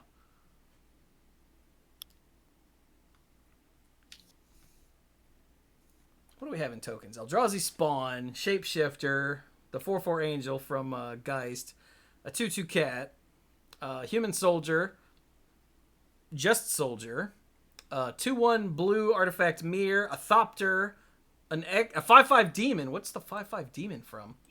I don't remember. I looked around. Oh wait, there's a Skurstag. There's a Skurstag cultist of some sort. Skurstag High Priest. Where is he? Skurstag High Priest. Yep, and he's the one There who he taps 2 untapped creatures you control. You get a demon. So, and it's a morbid, so you gotta have something die first. But yeah, we've got the Germ token from Batterskull, Merit Lodge, of course. A super badass ape, a 3/3 beast, a 3/3 elephant, a Star Ooze, a 0/1 plant, a 1/1 sapperling, a 1/1 squirrel, wolf, a Star elemental. What's the elemental from? Is that from the Voice of Resurgence. Yeah, that's the one. A 1/1 elf warrior, a clue token, a 3/3 golem. I know the Blade Splicer makes that. I don't know if there are any others. I think Another. there's 2. I think there's more than one splicer in here. I think there's at least 2. That would make sense. A 1/1 mirror, a servo, a colorless Thopter. Was the other Thopter blue? The other Thopter was blue.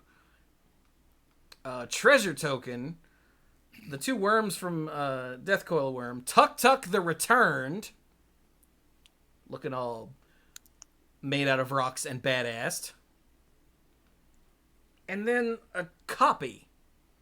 This token can be used to represent a token that's a copy of a permanent. I don't know what would need Thank you, that. Magic. That's very convenient. It is, but I don't know if there's something that makes token copies of something in the set, or if that's just a neat thing. I'm sure that there's something that makes token I mean, copies. there's gotta be. I'll look through blue real quick. Okay, I'll start at the bottom, you start at the top. Okay. And we'll get to the middle and realize we missed something. Damn. Ooh, Rush of Knowledge. That's a cool card. Phyrexian Metamorph? No. No.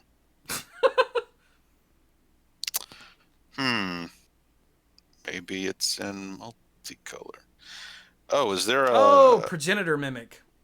Chat said. Progenitor Mimic, and I just realized Heat Shimmer in red. The hell is Heat Shimmer? It's a single-use Splinter Twin, Kiki-Jiki, whatever you want to call it. Create a token that's a copy of target creature, except it has haste, and at the beginning of the end step, exile this. Oh. Well, that's cool.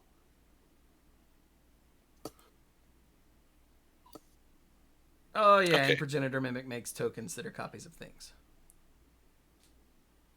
Fascinating. Okay.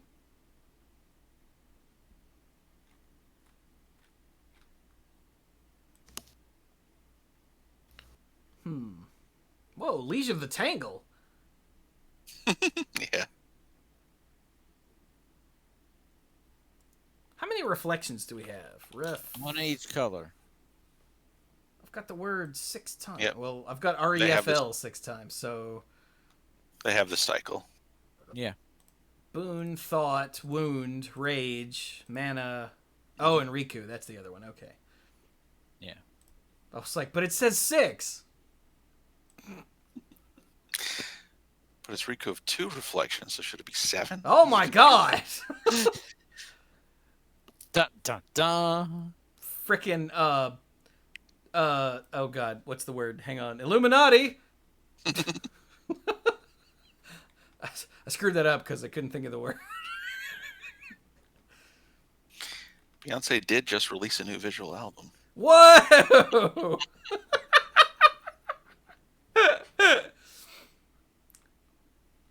What is wrong with us? Whoa, lightning axe. Grim Lavamancer getting a reprint. Godo! Hey! Now you know what to do with all those swords. Holy Give crap. me Godo. Look at Goblin Guide. It's the same as the promo Goblin. Just different art. And he's put the map on his head. I see Imperial Recruiter here. Yep. That's cool. They put him in Masters 25 too. They did. Yeah. Yeah.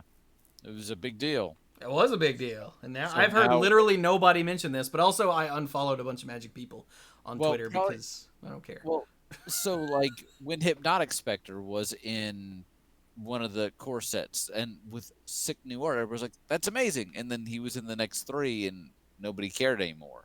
So He also didn't get played in like at all, despite people thinking he was gonna wreck Standard or something. Well, my point here is that yes, first of all, they have to have an impact, but second of all, you know, Imperial Recruiter in 25 in Masters 25. Wait, no, that's right. Yeah, big deal. Now it's in this one, and it's just kind of the same thing again. Well, And when if it was in the last one, it's the first time it had been reprinted ever. Right. Yeah. Whereas, okay, now it's been reprinted, so now it's just going to get reprinted again. And the thing with rare cards from Portal 3 Kingdoms, especially the ones in English, is that the print runs were extremely small. Right. And they were released in a very limited area. So when you consider it, like, in terms of physical copies, like there were fewer copies of Imperial Recruiter out in the wild than there were copies of Black Lotus. And so I get that's why it was so pricey, because it only really went in one legacy deck, but it was so pricey because it was just so dang hard to find.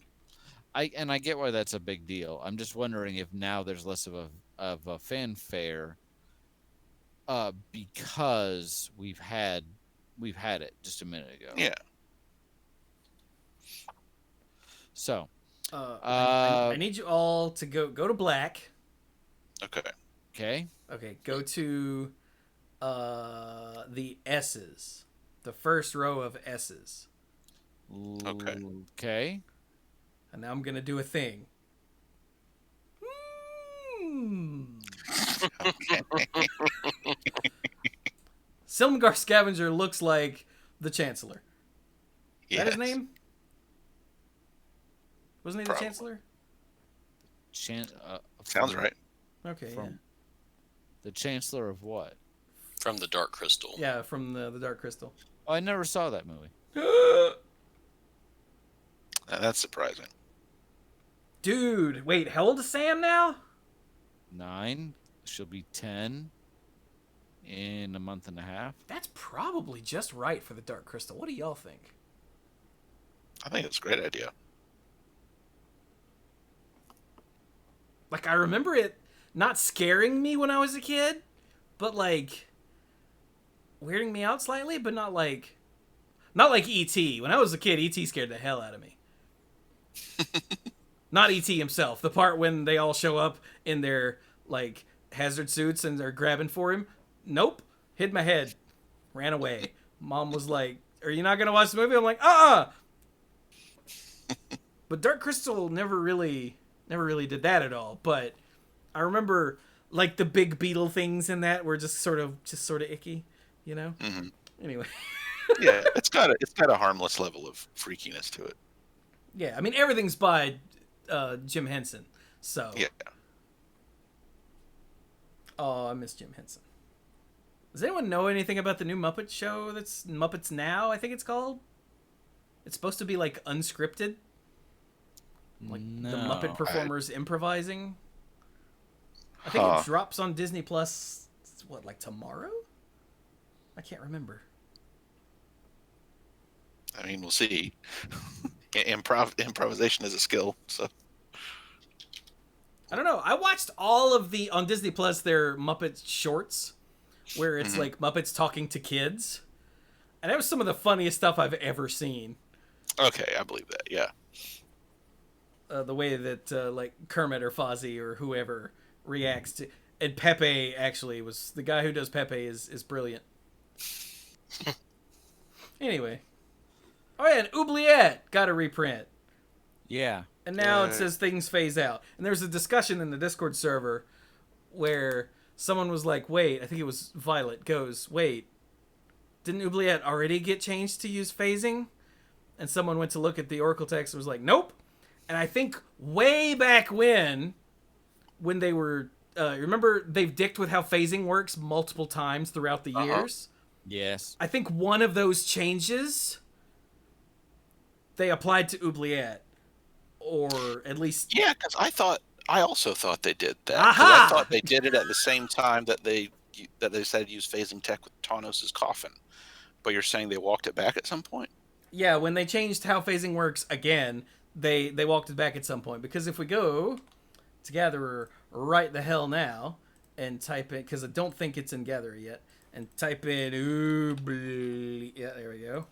Yeah, we have in chat, yes, there is in fact a period of time when Oubliette used phasing. Yeah, I just thought it's been using phasing for several years now. Yeah, the Oracle text currently is a giant pile of words. Okay. Okay, here we go.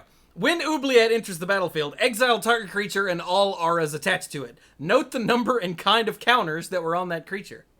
When Oubliette leaves the battlefield, return that exiled card to the battlefield under its owner's control, tapped with the noted number and kind of counters on it. If you do, return the other exiled cards to the battlefield under their owner's control attached to that permanent. Now let's read. Mike, do me a favor, read the Double Masters text. When Oubliette enters the battlefield, target creature phases out until Oubliette leaves the battlefield. Tap that creature as it phases in this way. God, that's so much better. You need like 50 more words, man. So maybe with the wording that you just read for Oubliette, they were doing that to try to preserve the original printed functionality, which causes its own change. Maybe that's what it was. And Could eventually be. they were like, no, that's stupid. Let's just give up on trying to do that and use phasing. And I'm down with that. Yeah. Yeah. I think it was Rosewater has said that using phases out is going to be, what's the word, deciduous? Mm-hmm. So it's not going to be evergreen like, flying. But, it's, excuse me. It's going to be used when it makes sense. Like, hey, Oubliette. And yes, Infinius did point out that Oubliette now phases out equipment, whereas the original didn't. Right. So that is a functional difference, but worth, I think. Yeah. Because when you phase something out, everything that's with it goes with it, right? Everything attached to it, also phases out. Yeah, with it. And counters phase with it, and it'll come back. Mm. Like Judge Cast loves the coffee cup. You just put a coffee cup upside down on top of it, and just pretend it's not there until it comes back. Yes, Then you exactly. just lift the coffee cup up. Yeah. Phasing is a really useful. Phasing things out, that's a really useful design tool. Yeah. For making Whereas something go putting away from it. phasing on a creature or something sucks. So don't do that. But Unless you make the creature really good when it's actually on the battlefield. But it has to be really good. yeah, and maybe give it something so it can attack. Yeah, please give it haste. Yeah. Oh my god. Like, in other words, don't use phasing. But having things phase out, like we said with what was the last set? Um, That see Wizards, too many products. was it A core set. set? It was Yeah. it was a core set. It's Where they 20 put Teferi's something or other. Mm-hmm. Teferi's protection, maybe? something like that. too many cards, which Teferi's Protection, I feel like something else. But yeah, More there like was at least Teferi one card Planeswalkers. that had something phases out, and we were like, because it's the first time we'd seen that in ever.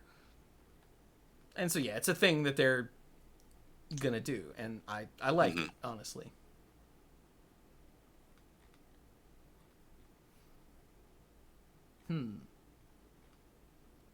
Yeah.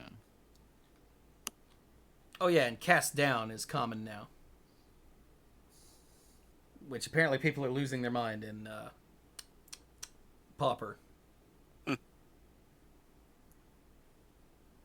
That's a destroy target creature. Yeah, for 1 and a black. Mm-hmm. Seems good. Yeah. Yep. I get the feeling that we've lost Dirk, or he's muted again and didn't know. No, I'm right here. Oh, okay. And I get the feeling we're losing Brian. It's a little past my bedtime. I'm trying to stay with it. But Yeah, most of the stuff that we've got left is just hey, man, like, I love me some Pongify and some Turn to Frog. Just like Frogify. Sorry, Frogify. Don't we have a turn to something? Oh yeah, Pongify and Turn to Frog are both also cards, but Frogify is a different card. Yeah. Turn to Frog. Turn to Frog is an instant. Frogify is an Yes. aura. Clearly, because how could I make that mistake? So. I'm sorry, but I've tried really hard to keep up with it. It's been a long day. And I'm trying, but like lots and lots and lots of reprints. Dude, the corridor monitor looks like... It looks like something you'd see in a Zelda game. It's from Throne of Eldraine. Yeah. Yeah, but it still looks like something walking around in a video game that... A little bit. Maybe not a Zelda game, but like a stealth game. Do you have the boss key? Oh, no. So this is the thing that makes the radius that you have to go around it. And if you step into a circle of light, then you kick back to the beginning or a boss battle or something. Yeah. I'm terrible at those things, by the way. So I think it looks like something from an indie game. Like I'm thinking, Braid or something like that. we named the dog Indy. like I'm thinking, like Dishonored. Like in that world, I can totally see this thing walking around. Because it's already got big, weird walker things. Although I think they've got people in them. But still, I can totally see this walking around shining a light at things. Oh, well. Well, I guess we should probably stop then, huh? I will say, I've always really liked. So you know how they did the color shifted cards in Planar Chaos? How like, oh, we have this card that's historically been blue, but if it would also fit into the color pie in green or whatever, right? And I've always really liked Sarah Sphinx because it's a beautiful card, and it's, what if Vigilance could be in blue, because blue's already the color of flying, so it just felt really natural. And at the same time, it definitely feels like an alternate world kind of card, and yet here it is. So it's uncommon. It's not going to blow anybody's mind, but I'm like, whoa, wait a minute, I've seen this card before. I always love that the art that they used for Sarah Sphinx, like the face and the hair looks like the Sarah Angel, which I know is the point. I always love it. Yeah, it's a neat card, and it's lovely to see the nod here. So that's all. Also, St. Saigal threw 100 bits and said that the corridor monitor looks like Cogsworth crossed with Lumiere. And now I can't unsee that, so thanks.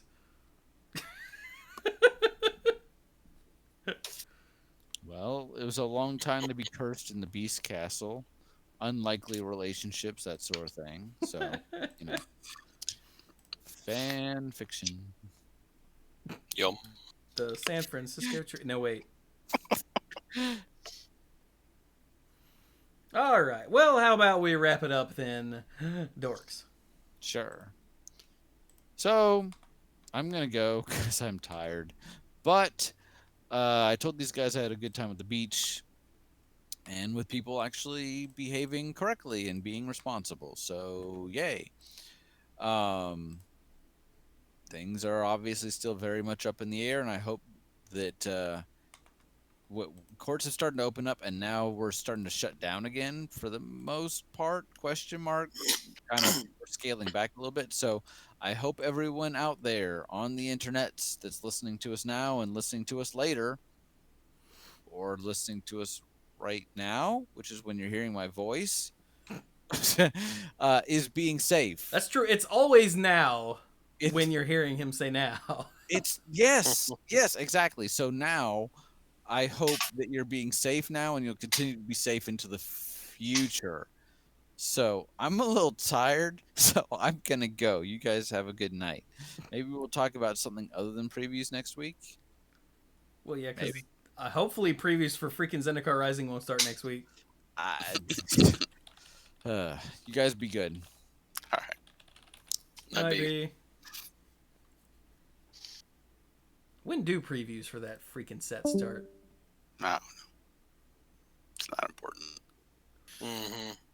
It releases September 25th in theory, so very soon, So we got a month before it starts. probably. Lord have They're going to show 2 teaser cards next week. And Actually, they might show some this weekend because it's the top 8 of the Players Tour finals. It would not surprise me if, in order to That's- boost viewership, they're gonna preview some cards. that's a good point. It's weird that the Players Tour finals happened last week, but the top 8 happens this weekend. So, like, what? I guess just because things are complicated now. No, it's because esports! Oh, esports. Yeah. At least that's the only thing I could think of. Because it didn't make any sense to me. Oh well. There's a lot of stuff that doesn't make sense to me. Accurate. I guess for my final thought, well, like I told the guys with regards to Dungeons and Dragons, I made a character sheet, and for myself and for my son Trevor, and we ran one little scenario campaign. Like when I think campaign, I think that there's a very long story and you're only getting a small part of it. We played for about an hour and a half, and he has been bugging me to do the next, what we do next, Dad? When are we gonna play again? When are we gonna play again?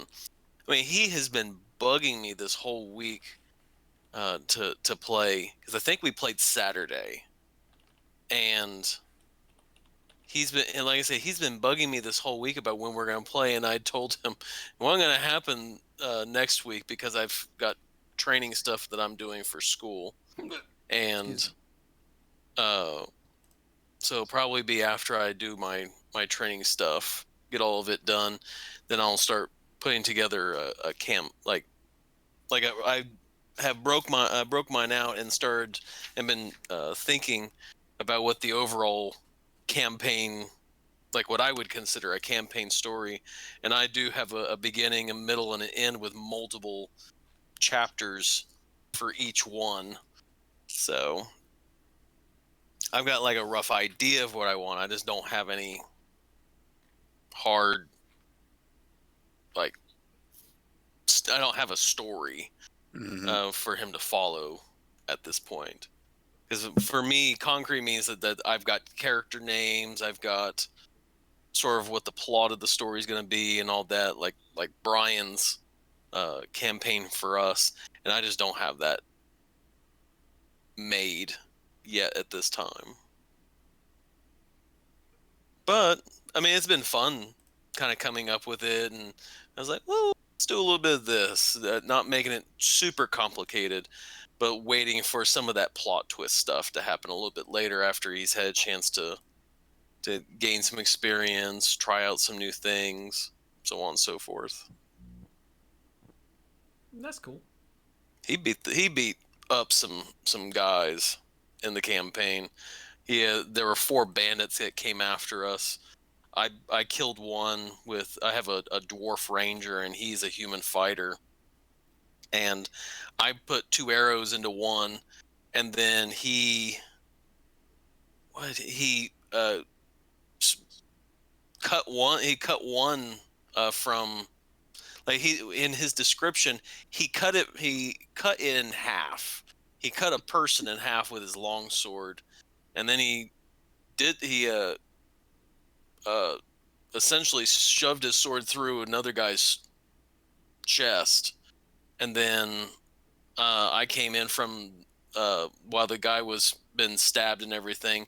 My short sword came in through the guy's neck and got him. I know we didn't make this G-rated, but that was essentially what our little plot adventure was. Killing He poor loved guys. it. So he was like, no. He was. That's why he's been bugging me, because he really enjoyed the combat. He enjoyed, because like, I've been watching the Oxbox Adventure guys sort of doing theirs, and I haven't been super. All right, you've been walking for 5 hours. You got to eat now and all that. I haven't been really pushing it. It's just been, all right, let's go on this dinner. What do you want to do? Well, yeah, because as I keep trying to tell Brian, that's all pointless busy work nonsense that adds nothing to the excitement or the story. Yeah. So just ignore it. I mean, I know that if there were some really hardcore, it would be like, okay, you're a part of this world. You have to live in the world. But yeah, Trevor he's not old enough to be one to be like, okay, we're going to eat and do all this. It's just, let's go on this. What do you want to do? And I think he's sort of getting the idea that I'm not the one who says, all right, you're going to turn left here. You're going to do this. It's, okay, what are you going to do? Well, and there's some tracks. There's this. And he's like, I'm going to do the tracks. Okay. And giving him enough of an option list that he can kind of pick what he wants to do. And I think he's really enjoying that and sort of kind of getting his head into that. So that's sort of my final thought is, I played it once or twice in college and have not done anything with it at all in years, but watching Outside Xbox and all that kind of got me interested in it. And then because Trevor's sort of getting into, like, he read some Harry Potter this summer, and because he's kind of into that, he's liking the magic and he's liking all that. Yeah, I thought it would be something fun to try and do. And again, Brian with his also kind of got me interested in looking into Dungeons and Dragons and all of that. So it's like I said, it's been interesting kind of getting back into doing something of that sort. And I think I've learned a lot reading the player's guide and the adventure, the player's handbook and all that, kind of getting back into how you play it. Mm-hmm. So, like I said, Mike could probably be like, no, you're doing that wrong. No, I haven't done any dungeon mastering in a long time. And it's been a very long time since Celeste tried to come up with any of my own material.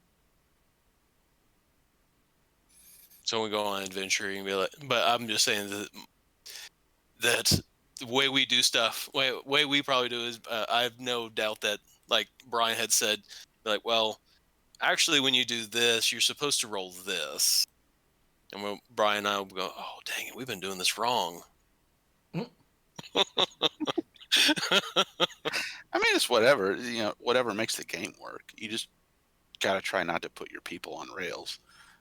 And, well, it's you can't put them on rails, and you got to but you do have to give them enough direction to actually Give find the story, find the story and start pursuing it. It's like, I think I saw something on Facebook the other day. Someone shared a little joke. It's like writing your own campaign for D&D to play with your friends is like buying the, top of the line cat tower for your pets and watching those idiots play inside the box for 3 days eating packing peanuts. Yup. Yeah. That has, especially with us being lost in the woods for, God, how many, like at least one whole day was us just being lost in the woods. Mm. I'm probably not remembering that. Probably has been more like 3 or 4 days of us adventuring. It's just been us lost in the woods. Yes. So, all right. Well, with that, I am off to bed as well. So you guys all have a wonderful evening. All right. Thanks. Night, Zerk. What is it about people playing D&D and wanting to tell people who weren't there and don't care about their characters and what they did?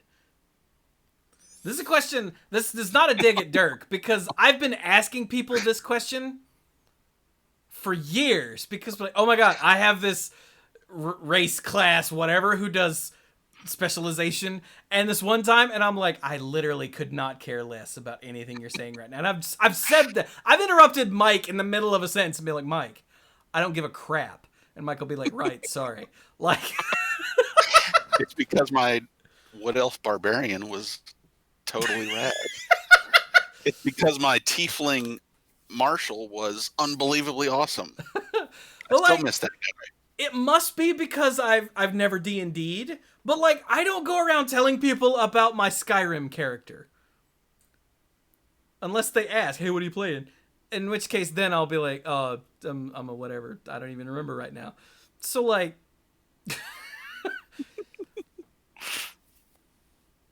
like I don't know. I don't talk about my whatever kind of character I'm playing in Wizardry. I've never played a Wizardry game, but I know it's the same idea. Like, Yeah. And it's gotta be because I've just never actually played it. But even I'm still one of those people who people are like, oh, what do you do? I'm like, I do, YouTube and Twitch and the podcast. What's your podcast about? It literally doesn't matter. Like, I try not to inflict my nerdiness on people who don't care. Mm. And I think that also might be the disconnect here. I'm not like, oh my god, I have this podcast about Magic the Gathering. And people are like, okay, weirdo. I'm just like, it doesn't matter. It's mm-hmm. No, really, what's it about? All right, there's this nerdy card game called Magic the Gathering. You ever heard of it? I think a buddy of mine used to play that. Yeah, it's about that. Is that still? Yes, it's still going. Yes, we do it every week, or at least we used to. Yes. Yeah, I know. Yeah. All right. No, don't say you're going to listen because you don't care and I don't need you to listen. Think it's fine. Like,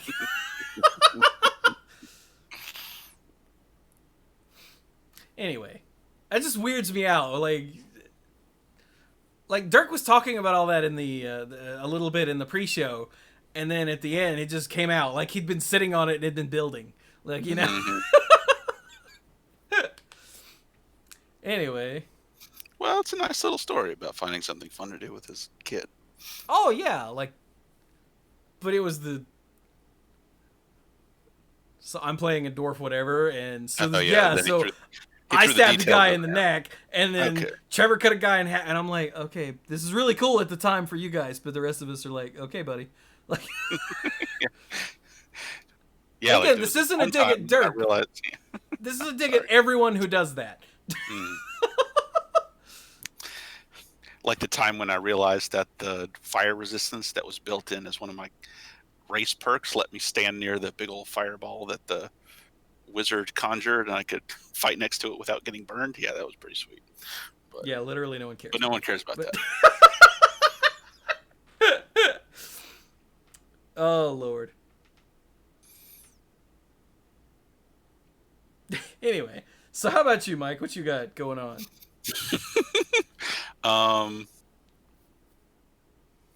I guess I should have tried to share this anecdote when everyone was still around, but I'll tell them later. I got to play for some for real games of Magic a few weeks ago because I sat down and showed Ashley how to play. She thought it was pretty interesting. Poor Ashley. Yeah. Well, we started with the.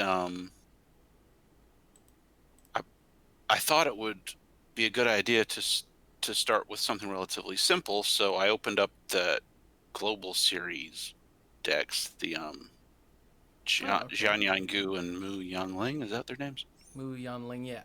Yeah. And I thought, okay, we could play these against each other. It'll be a nice little ramp into it. And we played one game with those decks, and it was horrible. It was a terrible game. The creatures are bad. The spells are bad. There's not enough good interactions. And the game just eventually devolved into me attacking with a vanilla 3/3 while she top-decked lands and chump blockers until she lost. It was bad. So I'm like, okay, that was stupid. But she was willing to give it another shot. Like, screw that. So I went to, like, we don't need simple. We just need something that's focused. But we need decks that actually have things to do. Dual decks. Well, and trying to find something that was also relatively balanced. Who knows what? I don't know about the dual decks that I have. You know, I haven't sat down to play them, so I don't know which ones are balanced and I don't know which ones are imbalanced. So I just went to my collection and I got my black-white, Orzhov deck with, that's mostly cards from Guild Pact or whatever set the Orzhov were in, and the black-red deck that I've had for a while that's just, aggressive little creatures and stuff, and play those against each other, and we actually had creatures that did things and, removal spells that could interact with each other and ways to draw cards. So, like, the games actually moved forward. We played 2 games like that, and it was a lot better. Nice. And I won the first one, but it was a good enough game that she still wanted to play again, and she won the second one. And she got to experience firsthand the wonders of paying life to draw cards. It was amazing. Like, she started asking me about a card in her hands. It's like, so if I play an enchantment, can I just, like, get rid of it later whenever I want? It's like, no, you just can't get rid of it whenever you want. It just stays on the board until something destroys it. And she's like, And it turned out she was talking about Phyrexian Arena.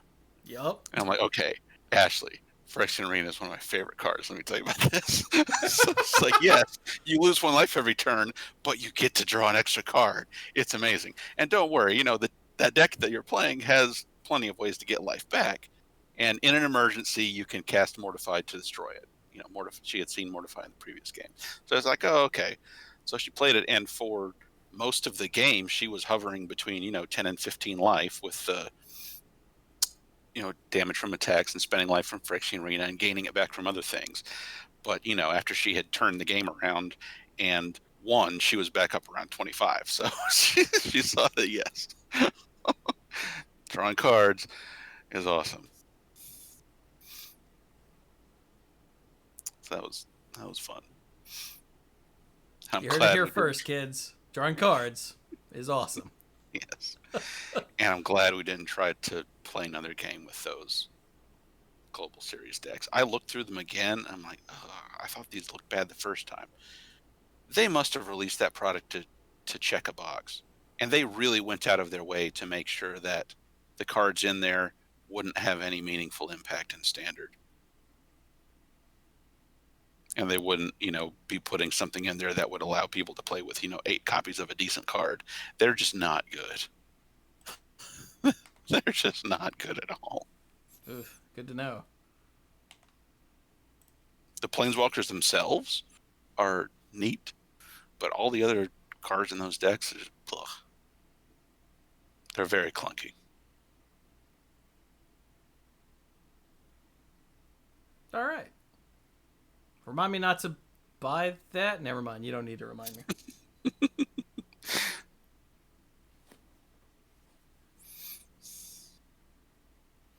right then. Well, I guess that just leaves me then. Mm-hmm. Yay! Well, for those of you that might have missed it, I have rethought which I think actually was at the end of the last episode, was when I first brought this up.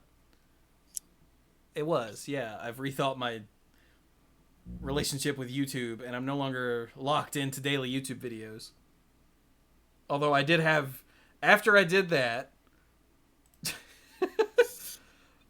like I had 2 or 3 days with no videos. And then I had daily videos up until, I think, today, actually. No, yesterday. Of course, now I'm out of things to turn into videos, so until I stream something else that's video-worthy, or until we do a Scholomance Academy set review, which, hey, Mike, you interested? Yeah, sure. All right, we'll talk after the show's over. Doesn't look like I'm going to have anything else going up for the next few days, so, which is fine. But I just found out Scholomance Academy drops on, like, the 6th or something next week. Yeah, sounds right. So, But anyway. But yeah, so what has been going up is I finished up the Zangetsu only run of Bloodstained Curse of the Moon, which is such a wonderful game if you like old school platformers. I did it with just Zangetsu by murdering the other 3 companions when you see them, which each one gives Zangetsu a new ability, and then going through the game with just him. And it was way harder than Nightmare Mode, but still awesome. And then I had some Hearthstone games, including 2 games where I stole things from druids and used those things to beat druids into the ground, which was really funny. 2 games where I threw the game hard, and then RNGesus took pity on me. And then 1 game of my Galapcron priest against a control mage that had, I think the count ended up being 7 copies of Deep Freeze played against me. Wow. Some of them were from puzzle boxes. Most of them were not. It was something. And then the last video I put up was Dead Cells, which is a roguelike side-scrolling, sort of kind of like Metroidvania style game, but not really because it's roguelike. But it kind of is. It's a roguevania, I think is the term I've seen used, and it made me go, what? But it's my first 2 runs, because my first run, obviously, I was figuring things out, and I died pretty quickly. And then my second run lasted forever. It's an hour and 23 minutes long, and I think I ended up cutting like 10 minutes of me either talking to chat or having to alt-tab or fruitlessly trying a thing that I just can't do but didn't realize it at the time. So yeah, the first 2 lives ended up taking about an hour and a half, which is pretty awesome. I was like, I thought this game was supposed to be hard, and then I died to the first real boss. Spoilers. But but yeah, it's a really great game if you like the roguelike thing or the Metroidvania thing. It's pretty sweet. You're a headless corpse that's animated by something. And to be a headless corpse, like there's a head there, but it's not, it's made of energy. But he's really expressive. I like him. Like, you meet a character and they'll say something and he'll like look around and shrug real big, or he'll lean in with his hand on where his chin would be and go, And like, he's so cute to be, pixelated, whatever nonsense. But yeah, it's a really good game. It's probably going to be the only video I make out of Dead Cells, just because I already did the play a roguelike all the way until I beat it. That was Rogue Legacy. That took forever. I'm good. But I wanted to get the video up just so people could try it out. And I know one person in the Discord server was like, holy crap, that's cool, I'm going to buy it. And I was like, you should, it's awesome. Cool. And you could buy it for PC or Switch on humblebundle.com. And if you use the link for my link that you find down in the description or in the show notes or down in the panels below if you're watching on Twitch, then it's I get a bonus. So hey. But yeah, I'm trying something new. I'm thinking of doing something new. I'm taking notes and doing research, but I don't want to say anything yet just in case it ends up coming nothing. I don't want to make people be like, oh, that sounds cool, or Chewy, you're an idiot, and then not do it, and then have to constantly be like, no, I decided not to do it. But I'm thinking about it. I'm working on it. So if I find the right angle, I'll and decide to go for it 100%, I will make an announcement. Yay. I guess that's it. Yeah. Mike, do you know that other than the watch party on Saturday, I haven't streamed since last Thursday? Wow, no, I would not have expected that at all. Yeah. I keep having either stomach issues or whatever. That's why I don't have anything to go up on YouTube, because I haven't streamed at all. Or brain issues, or just don't want to. But I think I'm all right now. I got a new freezer, like a new refrigerator, because the old one finally died, and so they brought me a new one because I live in an apartment, so that's just a thing. And so I'm going to try... Once we hang up, I'm going to try to eat some ice cream. But you know how when ice cream gets kind of soft and then it refreezes, it kind of sucks? No? For some reason, I lost track of what you were saying. I said, you know how when ice cream gets really soft, but then it refreezes, it kind of sucks? Oh, yeah, and it has that weird, unappealing texture to it. Yeah. Like it froze wrong.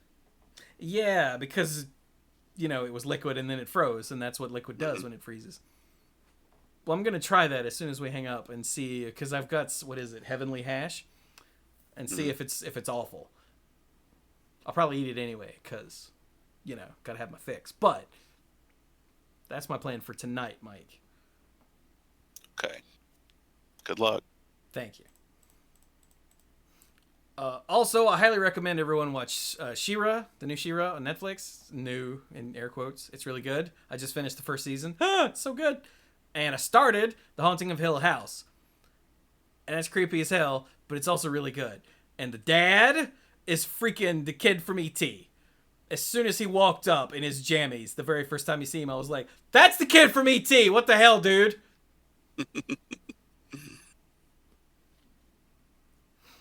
I just thought I'd throw that out there. These are things that I've been watching lately. So yeah. But with that, we will be done finally with this episode of the Mana Pool. So all the usual things apply.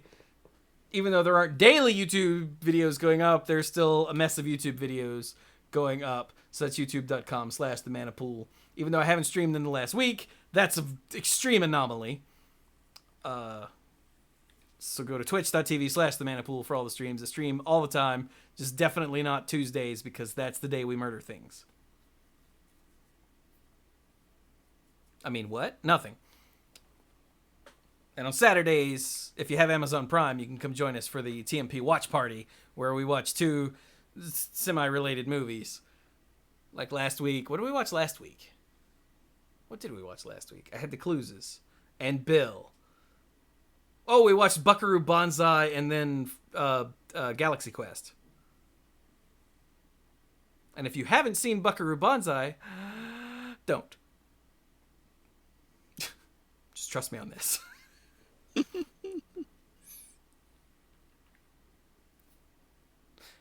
Anyway. So yeah, that's that. But I stream most of the time. And then if you want to help support what I do with all of this content, because it's... Okay, this week it has been a lot of content, but there's a lot of content. Go to patreon.com/themanapool, and you can become a lifeguard. And you can get early access to YouTube videos and Manapool podcasts. You can get the odds and ends, which is the behind-the-scenes nonsense recorded before and after both podcasts. And you can get the sponsorship shout out on all the YouTube videos and on both shows. So, hey, I would like to thank... Oh, God, these are in a weird order. I keep forgetting. Let's sort by name. Backwards name. Okay. Thanks, game. Thanks, game. Not playing a game. Thanks, Patreon. So, I would like to thank our Mythic Lifeguards. It's gonna be weird. Timu Hellas Haru, Scuzzo, PJ McMullen, Gothic Man, Beardy Man. A lot of something mans in here. Kim Maho. Who is this? Dang it. This is Backwards Logic. Casey.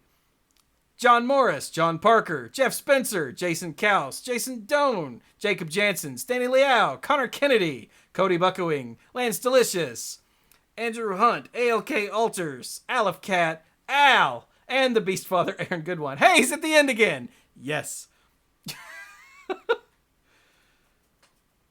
Good Lord, that's weird. Let me close that. So, yeah, you know what? We're just gonna stop now. So thank you all so very much for joining us. And something.